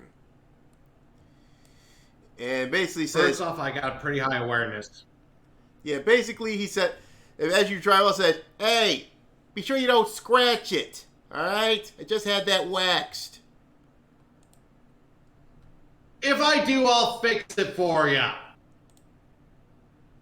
Free of charge next contract. All right. I've done this before. Okay, so let me get the stats for you. You can put it under your vehicles, and you'll have it for the duration of the campaign.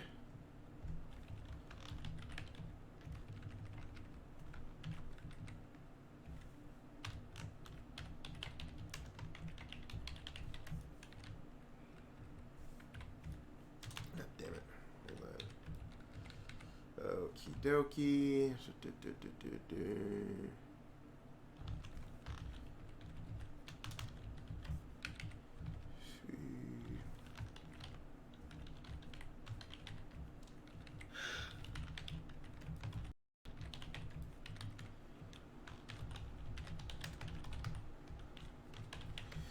All right, here is the car you borrowed. It's in notes and clues. Oh, Nice. Lillian Transnational. Fancy. Oh, very nice. Yeah, it's basically the futuristic version of the Lincoln Continental. Well, it looks like the Lincoln Continental, but hold on, I'll give you a picture of the notes and clues. I have it on here. Oh, If it anything like the third type Continental, then we're looking at the monster there from it the is. car. Except Oh it's yeah, black. that's the car. Except That's it's black the and villain from the car. it's black and it's a it's got modern accoutrements to it. it would take me years to save up for that kind of car on the hospital salary. Oh, trust me, I owe the guy who loaned me this a favor. I can't scratch this, so let's try to keep this thing in one piece. Okay, I'm gonna put this in your. Here's the sheet. thing: if I break it, I owe him the next contract free. All right. Well, considering you're the one driving, I hope you are careful. Oh, I'm being very now. All right, hold on a second. Let me. I've seen the level of care half the people at the hospital give. I do not want to end up there. No, I mean, like, you better treat this like this is your baby. Okay. Oh, I am. All right. so you go to the punch key parlor, okay? Now, before we begin, you see you see Kane pulling. You see a black Leland Transnational version 13 pull up as you come here.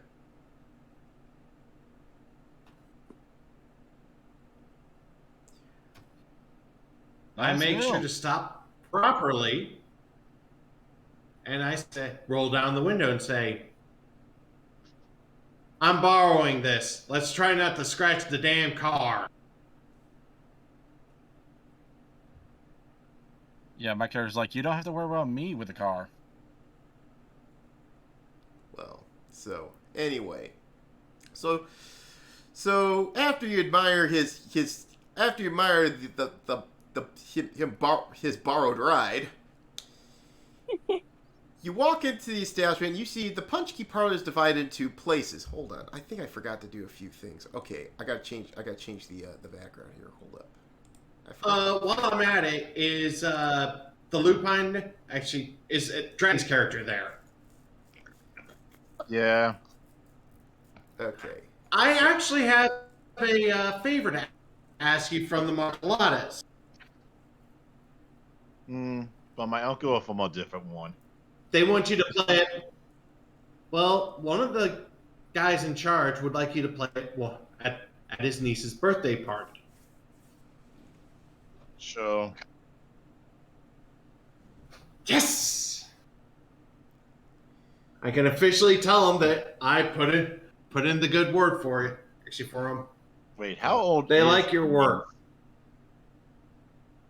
Okay. I'd have to ask the DM that, man. Out of character. Well, okay. The boss's niece is about 17. Dratch. Before. But this is their 17th. They're 16, but she's turning 17. Too young. So she's sweet 16, but she's going on 17. Yeah. Dude, just play the gig. You'll get a lot more fandom. All right. So. Oh, GM, I think I got a better picture of what this card would look like, if you'd like it. Okay. I mean, you don't have to. This is basically what if I'm thinking Continental, this is what it reminds me. It's going to take a little while because this thing tends to take time when it wants to upload a file. So keep going. All right. So, the Punchki Parlor is divided into two places. The first part resembles a donut shop where there's an assortment of Polish baked goods called Punchki. They still have a lot of other Polish dishes and desserts like pierniki, pierogies, zapiekanka, rurki, and other quick food. The second part is what... I'm definitely coming back here. Yeah. The second part is what the Punchki Parlor is known for. The arcade. There are approximately 40 arcade cabinets featuring arcade games from the classics of the 1980s and early 1990s to new arcade cabinets that are designed with new technology with traditional cabinets. This establishment has become a Polish village institution since the incident and the subsequent influx of Eastern Europeans into Chicago. That would be an idea for a rare vehicle, Exia, but that's not how. That's like way before that whole time thing. But I'll keep that in mind. Sorry, I'll keep that in mind. Maybe if I get a vehicle of my own. Yeah. So now let's look for Miss Belsey. Okay, so as you enter, you see a woman who looks like she's in her late 30s with short, curly, dark red hair, wearing a white hoodie, black jeans, and glasses that look like the same glasses that's from a line of books about teenage wizards. Oh joy! And if you look at and looking at her face, it is indeed the same woman from the picture. I approach her. Exia, you were saying something? No. Okay. She's looking around the room and is adjusting my position. Okay. She's looking around the room and it's a bit fidgety, but when your eyes meet, she has the look of someone who's older than her appearance. She waves you over. I'll go too. I come over to her. I walk over. Bonnie gets her. Yeah. I was like... She shakes your hand and introduces herself. How you doing, Justine Bella? Please have a seat. So, I take a seat. the minute you sit down, a waitress comes by and asks, "Hey, you wish to order something?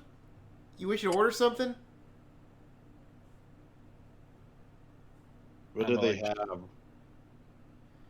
Well, let's see here. Here's our list. We got punchki. Got a lot of these. We got like raspberry, vanilla custard, chocolate, you name it.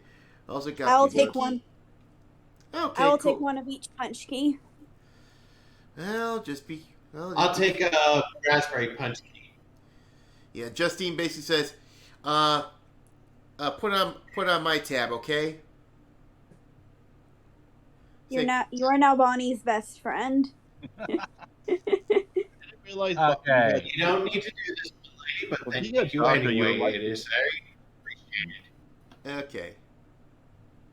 I didn't realize the doctor would eat so much empty sugar Well, and I'm coke. telling you, I would I'm a order nerd. a blueberry Pulaski, okay. just so attention be off me. Okay. So feel free to ask her questions.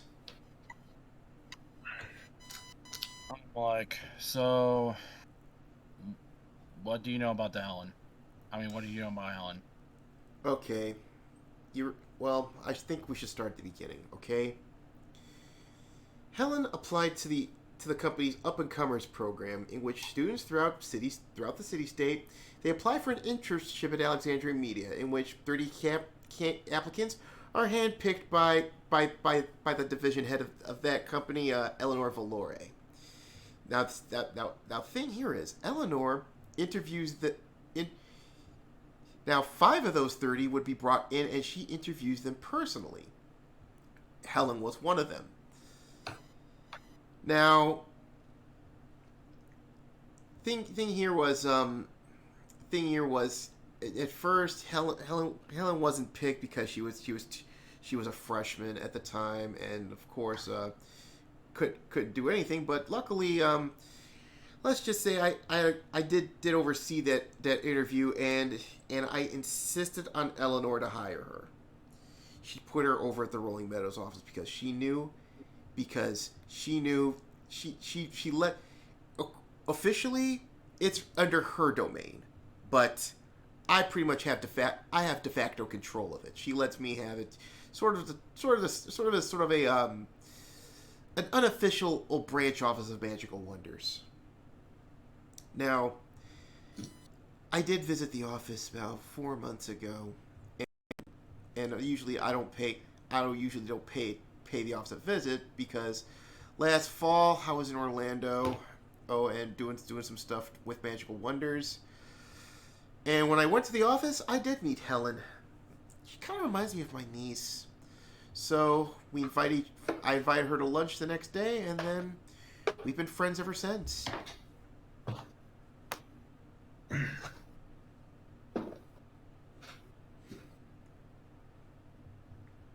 You have a question for us? Well, I just want to know what you know so far. What we know is... May I? Go ahead. Well, what we know is that this wasn't a suicide. It was a murder. The person who did this waited till the security cameras were down, and there was a struggle. Somehow they managed to throw a work desk through weather retardant glass, probably hopped up on some kind of high steroid or form of strength enhancement, throw her and work desk down into the street, and the place was pretty much torn apart. But they still didn't find her phone. Well, I suspected. Well, sir, I suspected this was a murder because and I don't know how the cameras blinked out. They must have used some sort of chaff device or something. But she takes a bite out of her cannoli punch key. She takes a bite of her cannoli punch key. She steals herself because apparently you visibly can see it disturbs her. It all started when she had. I'm sorry, Melody. Okay, I understand. It all started when she had some date with some scumbag that picked her up from the university. Helen says just some to do with the campus paper. Now, yes, I can actually fill in with that. Say what? They were basically investigating a creeper who was basically trying to pick up young girls from the campus. Oh, I could imagine. And Helen was basically doing undercover work for a group known as Jane Doe. Oh, sort of like classified stuff, classified juicy gossip for a student paper. Well, I think she was doing it for the common good of the ladies at the university because I honestly, believe she wanted to make sure she avoid this guy. I believe you.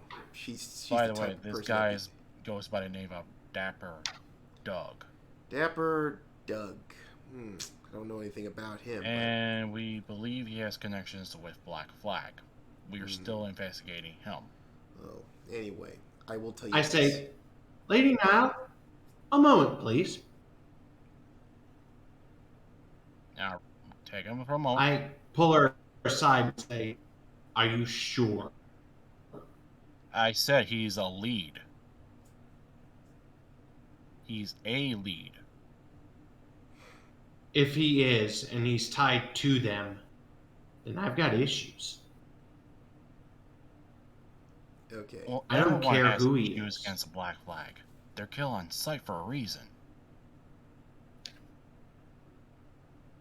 Well, I don't care if he's to be brought in alive. I'm killing him. I have reasons. My parents were killed in one of their incidents. I have vendetta against them. Oh. Okay, well, I certainly can understand that. I know plenty of people who live in my district that were killed by Black Flag. Okay, off topic. We're gonna go another 45 minutes. Okay. Okay. Okay. Sounds good. Continue. Okay, Let's I'm get back to sorry. something. I had to develop a character for myself. All right. Cool. So I'll look at X Kaiser. I'm like, now let's get back to something important, which is solving Helen's murder. Agreed. I apologize. It's just that's when okay. Black Flag's mentioned, my blood starts to boil. I can understand. Company's been dealing with them for years. And anyway, for the past several weeks, Helen was getting obscene calls, death threats, and other disgusting things. The voice was different from the man she went out on the date, suggesting maybe he's alone in this. Maybe suggesting probably wasn't alone, but the last call she got from Helen was about 4 days ago, 4 days before her death. Now, she said something about some post-hit bar on Belmont called the Off Center, saying that's a connection to the scumbag she dated and possibly the ones harassing her. She also... And we've been told that it has connections with Black Flag. Oh, that bad, huh? I've been hearing rumors Yeah, it seems Mr. Dapper Doug has been trying to recruit girls to join Black Flag. Oh, using the old flirty fish tactic, from what you're saying. Too Yes. bad he was. And he has gotten other women. Too bad he was too repulsive for most of them. Justine laughed. Like, yeah, if he's supposed to be their recruiter, they're doing such a great job. Mm-hmm. Anyways, we're definitely going to try to find him. Well, there is more, though. She also mentioned that they were starting to threaten her family, especially her sisters and her uncle. Now that we did not know. Now, I did phone Alderman Bobick about this because I did leave a message over at the ward office. So because I want them to request to get the defense brigade on this immediately. Now, I'm sure there's definitely more to the man that the scumbag that Helen dated. And like you probably guessed, I know this wasn't a suicide. So I expedited the process and got MIU on the case immediately. Yeah. Ah, Just Christ. blind. Now I know that the rep that MIU gets, but you know how it is when it deals with people with the city council. We had to make sure the security was increased to make sure media and any other RoNIN who probably has counteractive contracts, of course, except for you, of course, to make sure they stay out of our office. Now, I do what's up? have a question. Is Yes? it possible, because our client did want Helen's body to return back to her family? Okay. Is that within your power to do so? Well, have you contacted the lead investigator yet? Not yet. We were just saving her for last. Well, I'll tell you what, okay? I'll give you her number, and I'm gonna call her, but don't call her just yet. I gotta call ahead. I gotta call ahead first because Alright. she does not like RoNIN. And I know her reputation quite well. I need you to. Oh, you've heard of Detective Nico, have I you? think every single RoNIN in the city has heard of her. Ugh. Not me. Well, then I guess you know. No, Ms. Valentine, you need to tread softly with her. So hold on, let me find the phone number for you. Lady Nile, I'm just telling you, I just moved to this city and joined RoNIN within the last month. The only reason I did so is so I could actually get some extra outreach for my mission. She's basic. Okay. And you, She's a police officer, and she really doesn't like us for whatever weird personal reason she has. Okay, so I'm giving you Detective Should be Nico's. alright. I'm giving you Detective Nico's number.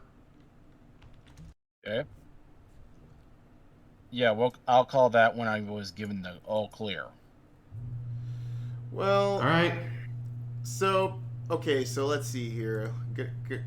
Getting onto it here. Okay, so I gotta go back all the way over here. Jesus. Okay, so she says, well, that's all I can tell you. I'll don't worry about the bill. I'll take care of it. But let me know. But let me know if you got anything, okay?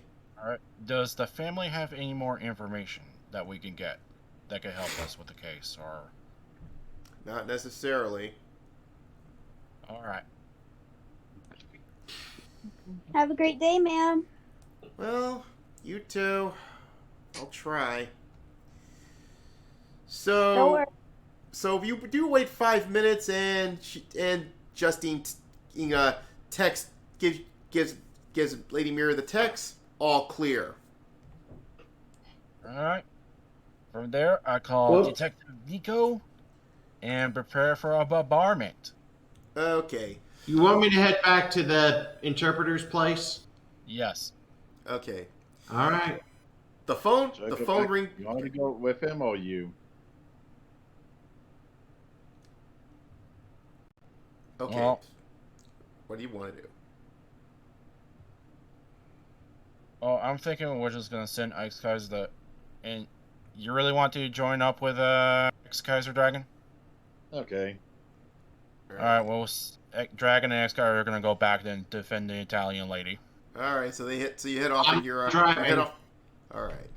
So I'm Anyway. taking the car back to the group, to the capos. all right. I'll Oh, stay. come on, I'll let me stay with try. Mira. Okay, so you call So you call all the detective. Phone rings. Then Municipal Investigations Unit, Detective Nico. Hello, I am Mira Valentine. And have I heard of you before? I do believe a Miss Belsey has contacted you already. Oh, Miss Bella Oh yeah, I heard. Miss Bella's supposed to apparently contact me. Says she's asked me to babysit a bunch of fucking RoNIN. Well, considering the fit. Well, considering the fit. Well, the only reason that I'm going to give you the type of day and not hanging up on you, you sticky beaks, is because this was done at the request of Miss Bella. So So whatever you want, make it quick. Did she just call us Sticky Beaks? Yeah. I'm basically gonna Really? ask, well, what do you know about Helen? Okay. North Shore Memorial Hospital, don't be late. Click. Okay. She Well, I get seems Smug and Emily to go to North Shore Morgue, basically. I'm pleasant. still outside getting the car ready. Okay, well, ask AX Car, you want to see the morgue? Where Helen's at? All right, I'm sure the capos won't mind me borrowing the car for very long. I'll just have to fill it up after we're done. Alright. Okay. Let's go. All right. Go ahead, changing scene in a minute here, and all right. Okay, so you all arrive. So when you all arrive at the hospital, you see a silver La Diandra parked in front with a middle-aged man with neck-length black hair with hints of gray and a 5 o'clock shadow, wearing a white leather trench coat over a blue flannel shirt, black jeans inside the car, talking on the phone. And I'll put the guy on the cast there for you. Now I gotta find. Okie dokie. This is what the guy looks like. He's over on the cast. And while outside of the car is a pale-skinned woman with broad but very pretty features leaning on the driver's side of the door of the driver's side of the car. She is dressed to the nines, sporting a white power suit with ice blue trim and a similar blouse worn underneath with white stockings, ice blue dagger heels, and an ice blue hairband adoring her overly hairsprayed dark brown hair. And judging by the look of her, she's rather impatient and tapping her foot. And if you check the cast, yes, that is definitely Charlie Nico. That who we're supposed to meet, sir? Actually, ma'am? So let me do all the talking. She is quick to anger. Okay. All right. Okay. When you approach her, she taps on the roof of her car, indicating to the man inside of it to wrap up his phone call, and approaches you with a piercing stare from her blue eyes. Are you Miss Nico? Miss Nico, I assume. Yes, Detective Charlie Nico, and that chatterbox in the car is my partner, Detective Nick Charles. I simply bow. It's lovely to meet you. Come on, let's get this over with. Follow me. Detective Nico is being her usual bitchy self. So you both follow the detective into the hospital, which, unlike most hospitals in town, isn't so overwhelmed considering it's mainly a specialist hospital, and it's only packed whenever there's any major incidents nearby. Oops. This place is a lot calmer than where I work. So, Detective Nico stares at you. Bonnie. I don't need the commentary, ma'am. So you arrive at the forensics wing of the hospital, and as you enter, Detective Nico turns to you and curtly says, "Sign, it's procedure."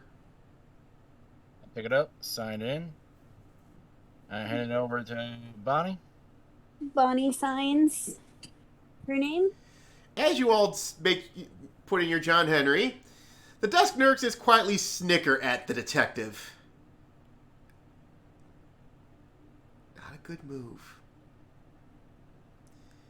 And this attracts her ire and asks them, "Okay, what's so funny?"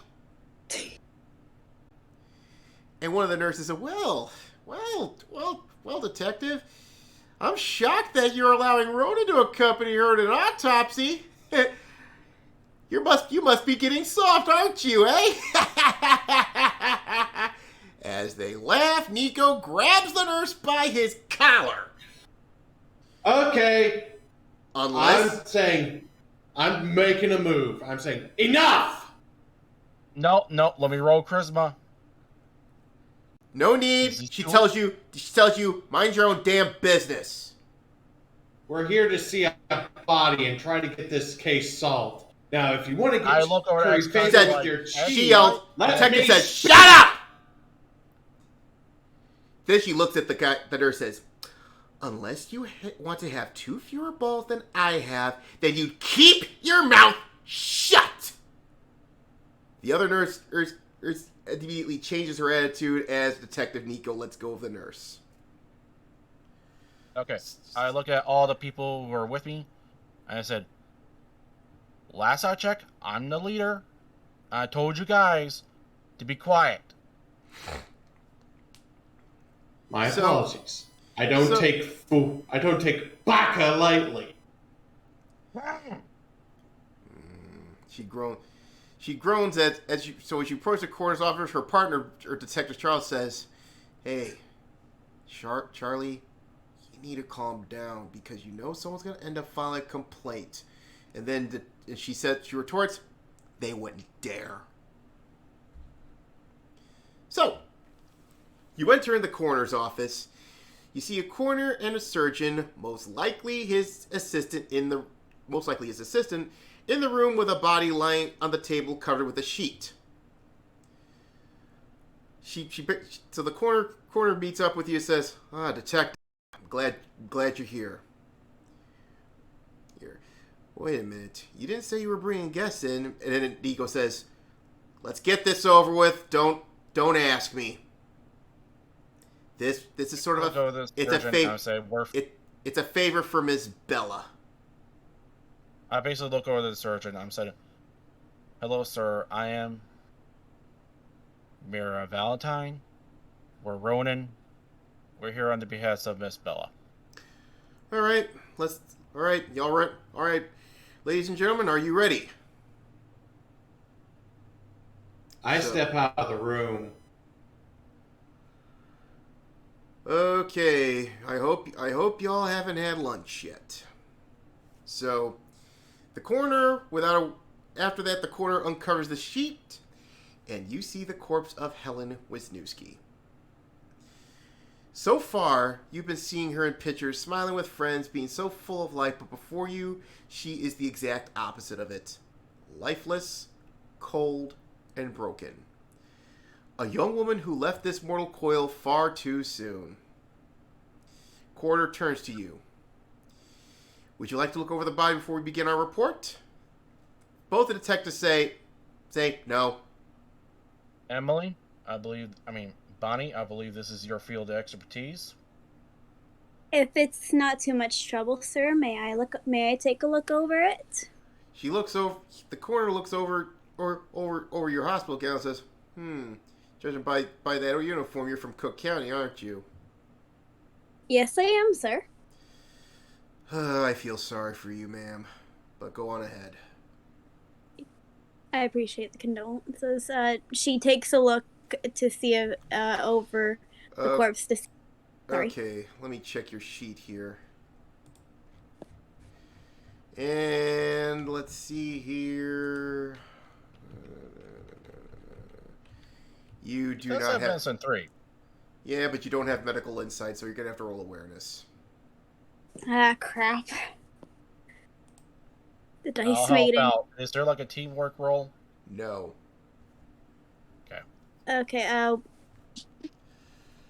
what do I roll again? I'm sorry. Exclamation mark 2d10. R. Yeah. Exclamation Space. point. 2d10 plus your awareness, which in this case it's a 4, I believe, right? Should be. And Yep, it's a 4. No, 3. Sorry, 3. let's. Okay. Okay, I got an 18. Is that good? You tied. Roll again. Alrighty. I got 13. Is that good? You found nothing. Dang it. Thank you for. Oh, wait a minute. Sorry. I fucked up on something. The target wasn't 18. The target was 14. Sorry. Okay. I'll let this one slide since it was close enough. So. Alrighty. Okay. So. She's taking a look over the corpse to see if she can find see anything. Okay, Bonnie. Here's what you found. A closer look shows that all the bruises were not post-mortem, suggesting she got roughed up badly before her fatal fall. The most obvious set of bruises is on her abdomen, where you can tell that something more damaging than even a blunt weapon left this bruise, like something heavy was pushed into her or she got ran over by a car.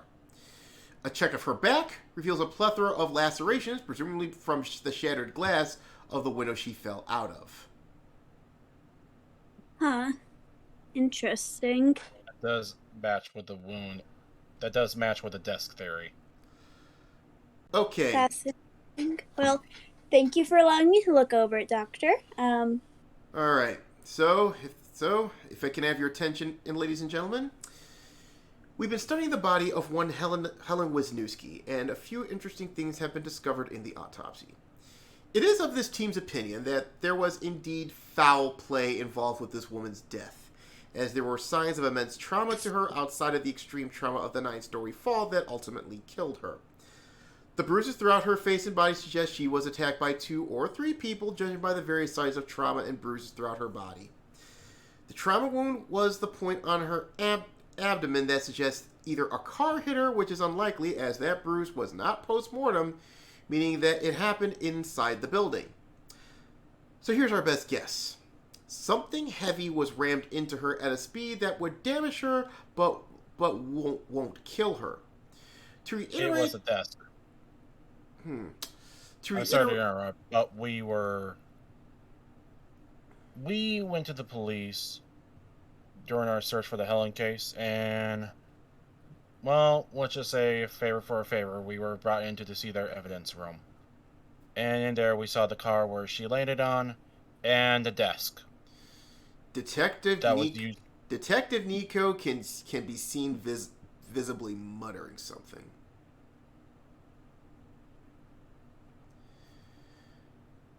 So, he says, to reiterate, with what the autopsy has revealed to us, we believe that Helen Wisnewski most likely did not commit suicide. If there isn't anything else, then we'd like to make a call to Ms. Wisnewski's family to release her body to their custody so she could be laid to rest. So, I would agree with that, but that's not my choice to make.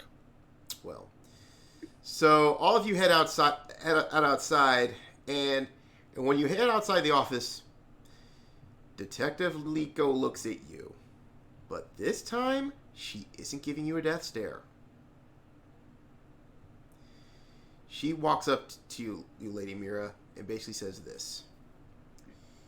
You better know what the hell you are doing. Because if you screw this up, it ain't gonna be me. It ain't gonna be just me that's looking to take a piece of your ass. She gives you her card. If you find the bastard who's behind this, you better call me. And one last thing, check in with the Alderman. I'm sure he'd like to know who's taking a shortcut through the lines of jurisdiction and will hold onus on if the cart flips over. Now, I'm sure I don't have to tell you where the ward office is.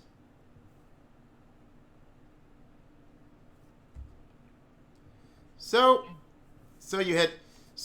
with that said, you all leave the hospital in a more somber mood than when you came in. Yep. So the Alderman, basically Helen's uncle? Yep. Let's see here. You know what? We got time for one more. 20 minutes. So what do you want to do? Well, where are the leads? We could go... I don't want to go visit that bar because that is a Black Flag place. Yeah. And someone tells me if we go in there, there's going to be a fight.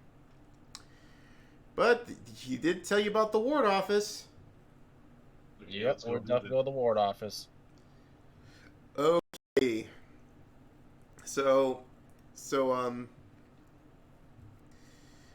Romulus, Kane, are you gonna join? Are you gonna join? Yeah. Okay, so.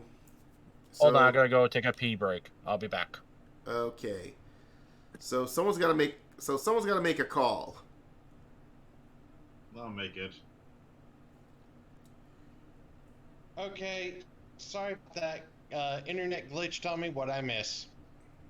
So we found out that Helen had a bunch of non postmortem bruises and basically stuff that did show, yeah, this was foul play. It wasn't a suicide, basically. Knew that last part. Didn't know this person was apparent. From what you told me, it sounded like she was beaten up brutally before she died. Yeah, And basically. the fall from the window was basically a cover-up. Yeah. Sounds like someone was trying to send a message. All right. So we'll wait until Snow gets back here. Hopefully we hurry up because yeah, we're gonna be doing. We'll probably do the ward office and then we'll probably be calling it.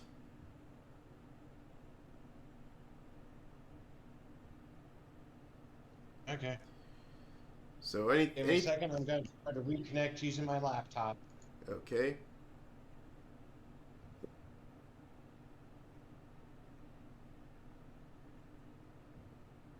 All right. So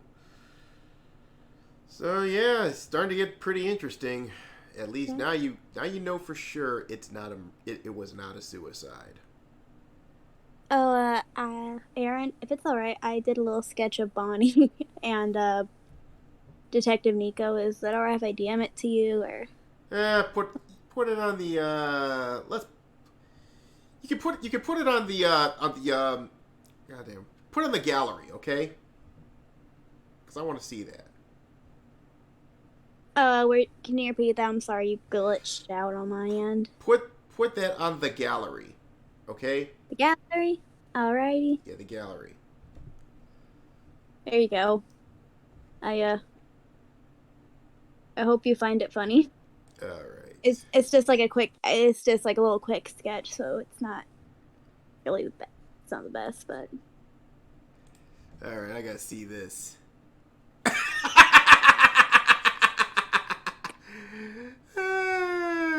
You know what? While we're on downtime, you know what we're gonna do? I'm gonna show this off here, okay? Just give me a second. Yeah, off topic. Emily is also sort of an artist. She has pretty duels, not in the style of Pablo Romero, but hold on. It's just so funny. I gotta show this all to you. All right. So those of you watching on the on the video. All right, hold on. Let me find it here. Again, I'm back. it's just like a quick little thing. I could probably do a better sketch of. Yeah, you can all check it. You can all check it out at the on the gallery. But for those watching on stream, I'm definitely gonna show it off for y'all. Okay, I'm back. What did I miss? I just did a little sketch and I put it in the gallery of Nico and Bonnie. Okay, I'm trying to minimize it to the best of my ability because you know how it is with this thing here. Yeah, sorry for those of you watching this, but yeah, I had to minimize it. So here's what Emily drew for the thing right there. Just take a look at it. And like I said, for those of you watching on those of you playing right now, check the gallery. I saw that. Proper. And that was Just don't let Nico see it. Yeah, that's a good rendition of Detective Nico, though. Oh, thank you. Sorry about that, but you guys left it wide open, and I took the shot. All right, so Also, okay. I have to apologize on my part, Snowman. I was just playing the "Don't Take Fools Lightly" personality. Yep. Now you Yeah, know. my character was like, "Hey, we have a job to do. Let's do this." Yeah. And To That's what I was trying to do. the ward's office. All right, so let me go ahead and get this off the screen here. All right. Okay, and we'll be going to the ward's office here. No, not the punch key parlor, the ward's office. Here we go. All righty. So y'all head over to the ward's office. Ever since the incident, the Polish Village neighborhood became a political powerhouse in the city council as Christian Kraczki, the first to serve as chief alderman, has represented this neighborhood, and Patrick Turczynski, the current chief alderman, has served Polish Village as his alderman from 2027 to 2031, when he was elected in the chaotic election of that year. The current alderman of this neighborhood is Mark Bobek, who happens to be the uncle of both your contractors and the dearly departed sister of whose death you're investigating. So you approach the door and you find it locked with two signs. The first sign that says, "Due to the death in the family, the ward office will be closed for a week. If you have an urgent matter," oh, you know what? Hold on. I'll just put this in the what you call it, the Notes and clues. yeah, put it in the notes, okay? So this is the sign you see. Okay. That's It says, "Due to a death in the family, the ward office will be closed for the week. If you have an urgent matter, please leave a voicemail at the phone number. We are sorry for any inconvenience." Yeah, I'm definitely calling. Well, the second sign, however, is in Polish. So, I guess none of you know Polish, so probably it's going to be useless to you. Well, we could always get someone who speaks Polish to read it for us. Well, Yeah. before you It's make a call, Sorry. before you make a call, you do see the lights are on and there's a couple people inside the office. Okay, I'll try to get their attention. Make You a knock on charisma the- roll. No, you knock on the door. Okay, a lady. So it ain't the one who opens the door is a lady who looks to be in her mid to late 30s. That looks as stunning as a model for a certain daytime game show, dressed in a flouncy white blouse and a red pencil skirt. She answers it and tells you, "Sorry, ma'am, the office is closed." I'm sorry, lady, to bother you, but I just want to know what that sign says in Polish. Pretty much the sign that says in English, sir, ma'am. Okay, I'm sorry. Anyways, I'm here with a case with Helen. We're RoNIN. I hand her the contract. Well, she looks around and says, "You might want to come inside." Come inside. So as soon as you're inside, she locks the door behind you and basically says this: "So you're the ones that the alderman's niece has hired. Head on upstairs. I'm sure you'd like to be up to speed on the situation." Thank you. And Okay. we head upstairs. All right. So you enter upstairs to his office on the second floor. You find a man on the phone talking about funeral arrangements, and it seems he mentioned that the coroner has finally got in touch and they'll receive the remains in a couple hours. He sees you and he says, "Okay, listen, something important just came up. I'll call back in a quarter, okay?" He hangs up the phone, stands up and greets to shake your hand. The alderman is a fairly young man for being in politics, as he looks to be in his mid-40s with chestnut hair, sporting a three-piece slate suit with a bright red tie. I shake his hand. Good afternoon. Mark Bobek at your service. You're going to have to forgive for insisting we get straight to business, as I've instructed Ms. Rusak that she let no one into this office unless it has something to do with my niece's death. Judging... Yes, well, first off, my condolences. Thank you, ma'am. I really appreciate that. But anyway. But judging by your swagger, it doesn't look like you're telling stories, so it doesn't look like you're telling stories talking about the anti-terrorism initiative that we're going to be discussing, so Skonsha Tim, let's have it. I basically hand them Helen's phone. And I basically relay them the entire story of what we know, which is basically we know that A, it was definitely a murder. The window, under normal circumstances, if she was trying to commit suicide, which we know she isn't, the way that window was built and designed, it would not allow her to crash through it. She is too small for that window to break, as it could withstand windstorms up to 200 miles and in heavy hail. Go on. Then we brought up the evidence that the police collected, which is they had the car where she landed on, and there was a big heavy disc with her, which matches that with what the morgue found out, that she was hit with very. Let me interrupt you, man. So you're saying one of the PD stepped over their jurisdictional bounds, huh? Considering this has something to do with my niece, I'll let it go. Continue.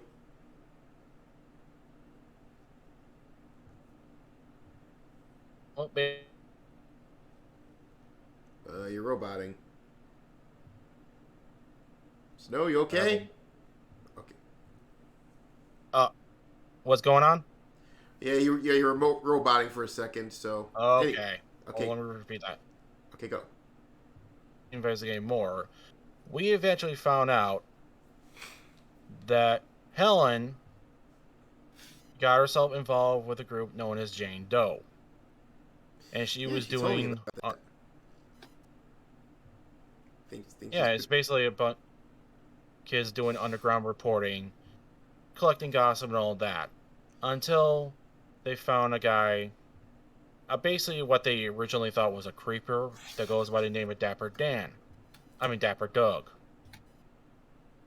And he's basically the local campus creeper who rides around on a black kitsch Basil. Well, it turns out the creeper,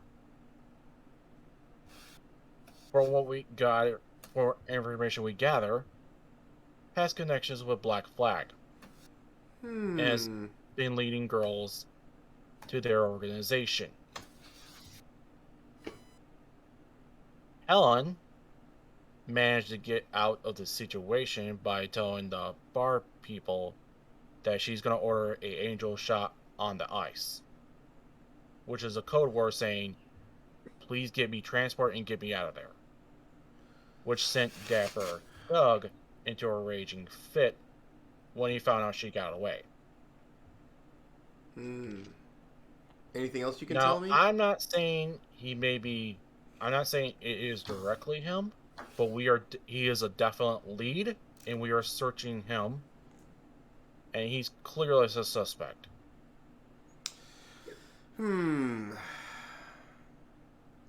Is there anything else you can tell me? I got a feeling there's more. Oh, let me check my notes. You do know about Miss Baisley and the mentorship, right? Oh yeah, she was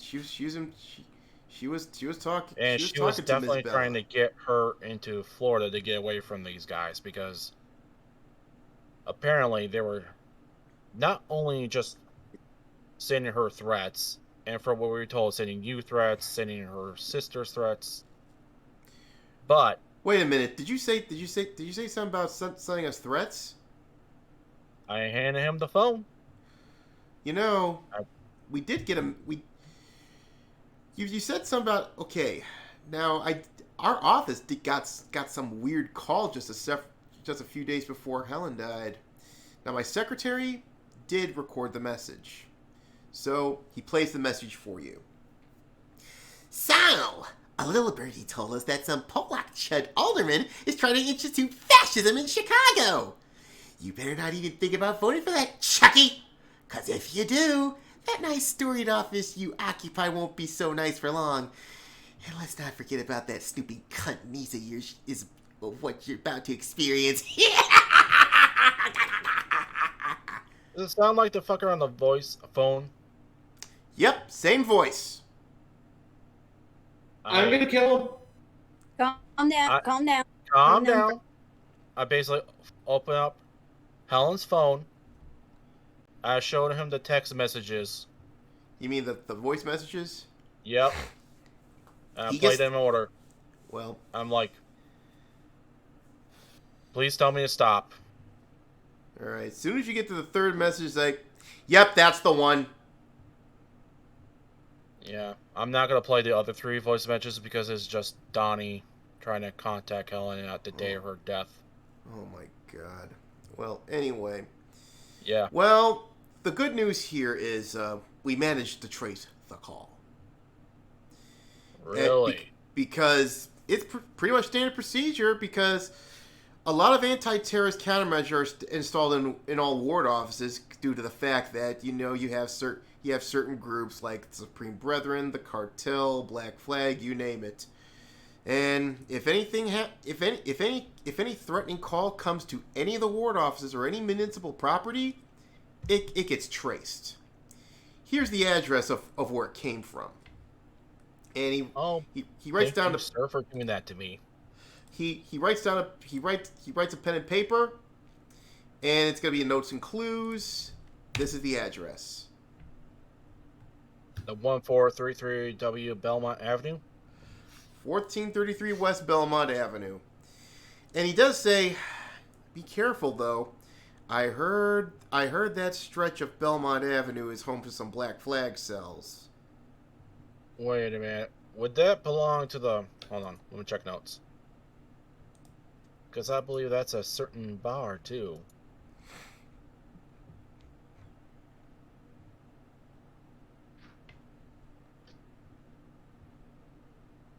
Oh, that's the... Well, you did check... Well, you do remember the flyer. It did have the address. It's the same address that the alderman gave you. I basically hand him the flyer. I'm like, Oh, yeah, that God. matches. Oh God! So someone's making threatening phone calls from a bar. Well. It's one of Black Flag's little places. Looks pretty tacky to me. If you got anything, you let me know, okay? Oh, and by the way, I really commend you for being thorough with this. All right, you're doing my family a great service. What can I do? I saw your nieces basically ask for help, and after seeing what I've seen, they're going to get all the help I plan to give them. Well, I hope that money from their trust is coming into play, because you're going to need every cent. But anyway, every credit, I should say. But anyway, off topic. All of you add +5 to your affinity at Polish Village. Okay. Just... So it's north side rep. I'm just by the adding way. them as. It's north side rep, by the way. So I just put down north side, right? 5 +5 to north side. So your affinity will go up is at 5. I just put them on the list of affinities. I really have never worked this area. I just focus in the ash. Alrighty then. So it looks like that. Yeah, I think that's time here. Well, so what have we learned today, folks? We know for sure it's not a murder. Yeah, beyond a shadow of a doubt. And there's a possibility some terrorists are involved. Yay! Yep. And we definitely need to strangle the life out of Dapper Doug. Oh yeah. I got a better idea. Oh wait, I did suggest Remember, I'm a vampire and I'm Careful. thirsty. Careful, that. I everybody. was hold on. I was thinking Emily could practice her medicine skills. I mean, I could. The practice would be good. I could always use. It would probably help me get a raise at the hospital. Scalpels are cheap. All right. You can. Don't worry. All right. You can drink. She you gets can first drink crack blood. at him. Can I get the skull for a decoration? Huh? I said I didn't want the skull for a decoration. What are you, a Yautja? What are you, Yautja? We should all probably be careful because Aaron, you're posting this on YouTube, right? Yes. Don't have to worry. Don't have to worry about foul language here. Because I'm not monetizing this shit. Okay. I was gonna say, if it was monetized, we'd probably have to be careful, or else, because we know how YouTube likes to. Well, I also post on Odyssey, so if Mama Susan decides to screw with the Chainsaw Media channel, you can also find it on Odyssey as well. But so looks like that'll be it for tonight here, because now it seems next time we're heading that bar. Am I right? Yeah. Sounds good. Okay, so the exciting. I'll drop you off on the way back. All right. Yeah, I don't know about that. You might need some backup. Oh yeah. That's why I'm getting the capos. Nah, I don't think No. We They definitely still- don't need the police for this one. they still We cannot fuck it up because I don't need an MIU on my ass. and they still need to guard that lady. Yes. I'm pretty sure it's Then a I'll nice probably be thing. heading back to that lady. No, you're probably going to help us kill Black Flags because I don't think they're going to let us leave that bar alive. We're So, gonna. kill a group of EU assassins or kill a major terrorist organization with multiple branches nationwide that could actually come back to bite us in the ass later on? I'll take those odds. Let's get. I think we could probably use all the help we can get. All right. Yeah, we're That's why I said I'll take those odds. Yay! All right. Hey, what XP did we earn? All right. So I think that's it. Yeah. So I think that's it for tonight here, folks. We've hit the 3-hour mark here. So thank you all for coming aboard, and we'll be doing this again next week. So until next time, God bless you. Take care of yourself, and hey, it's a nasty world we're living out here. So please be careful out there.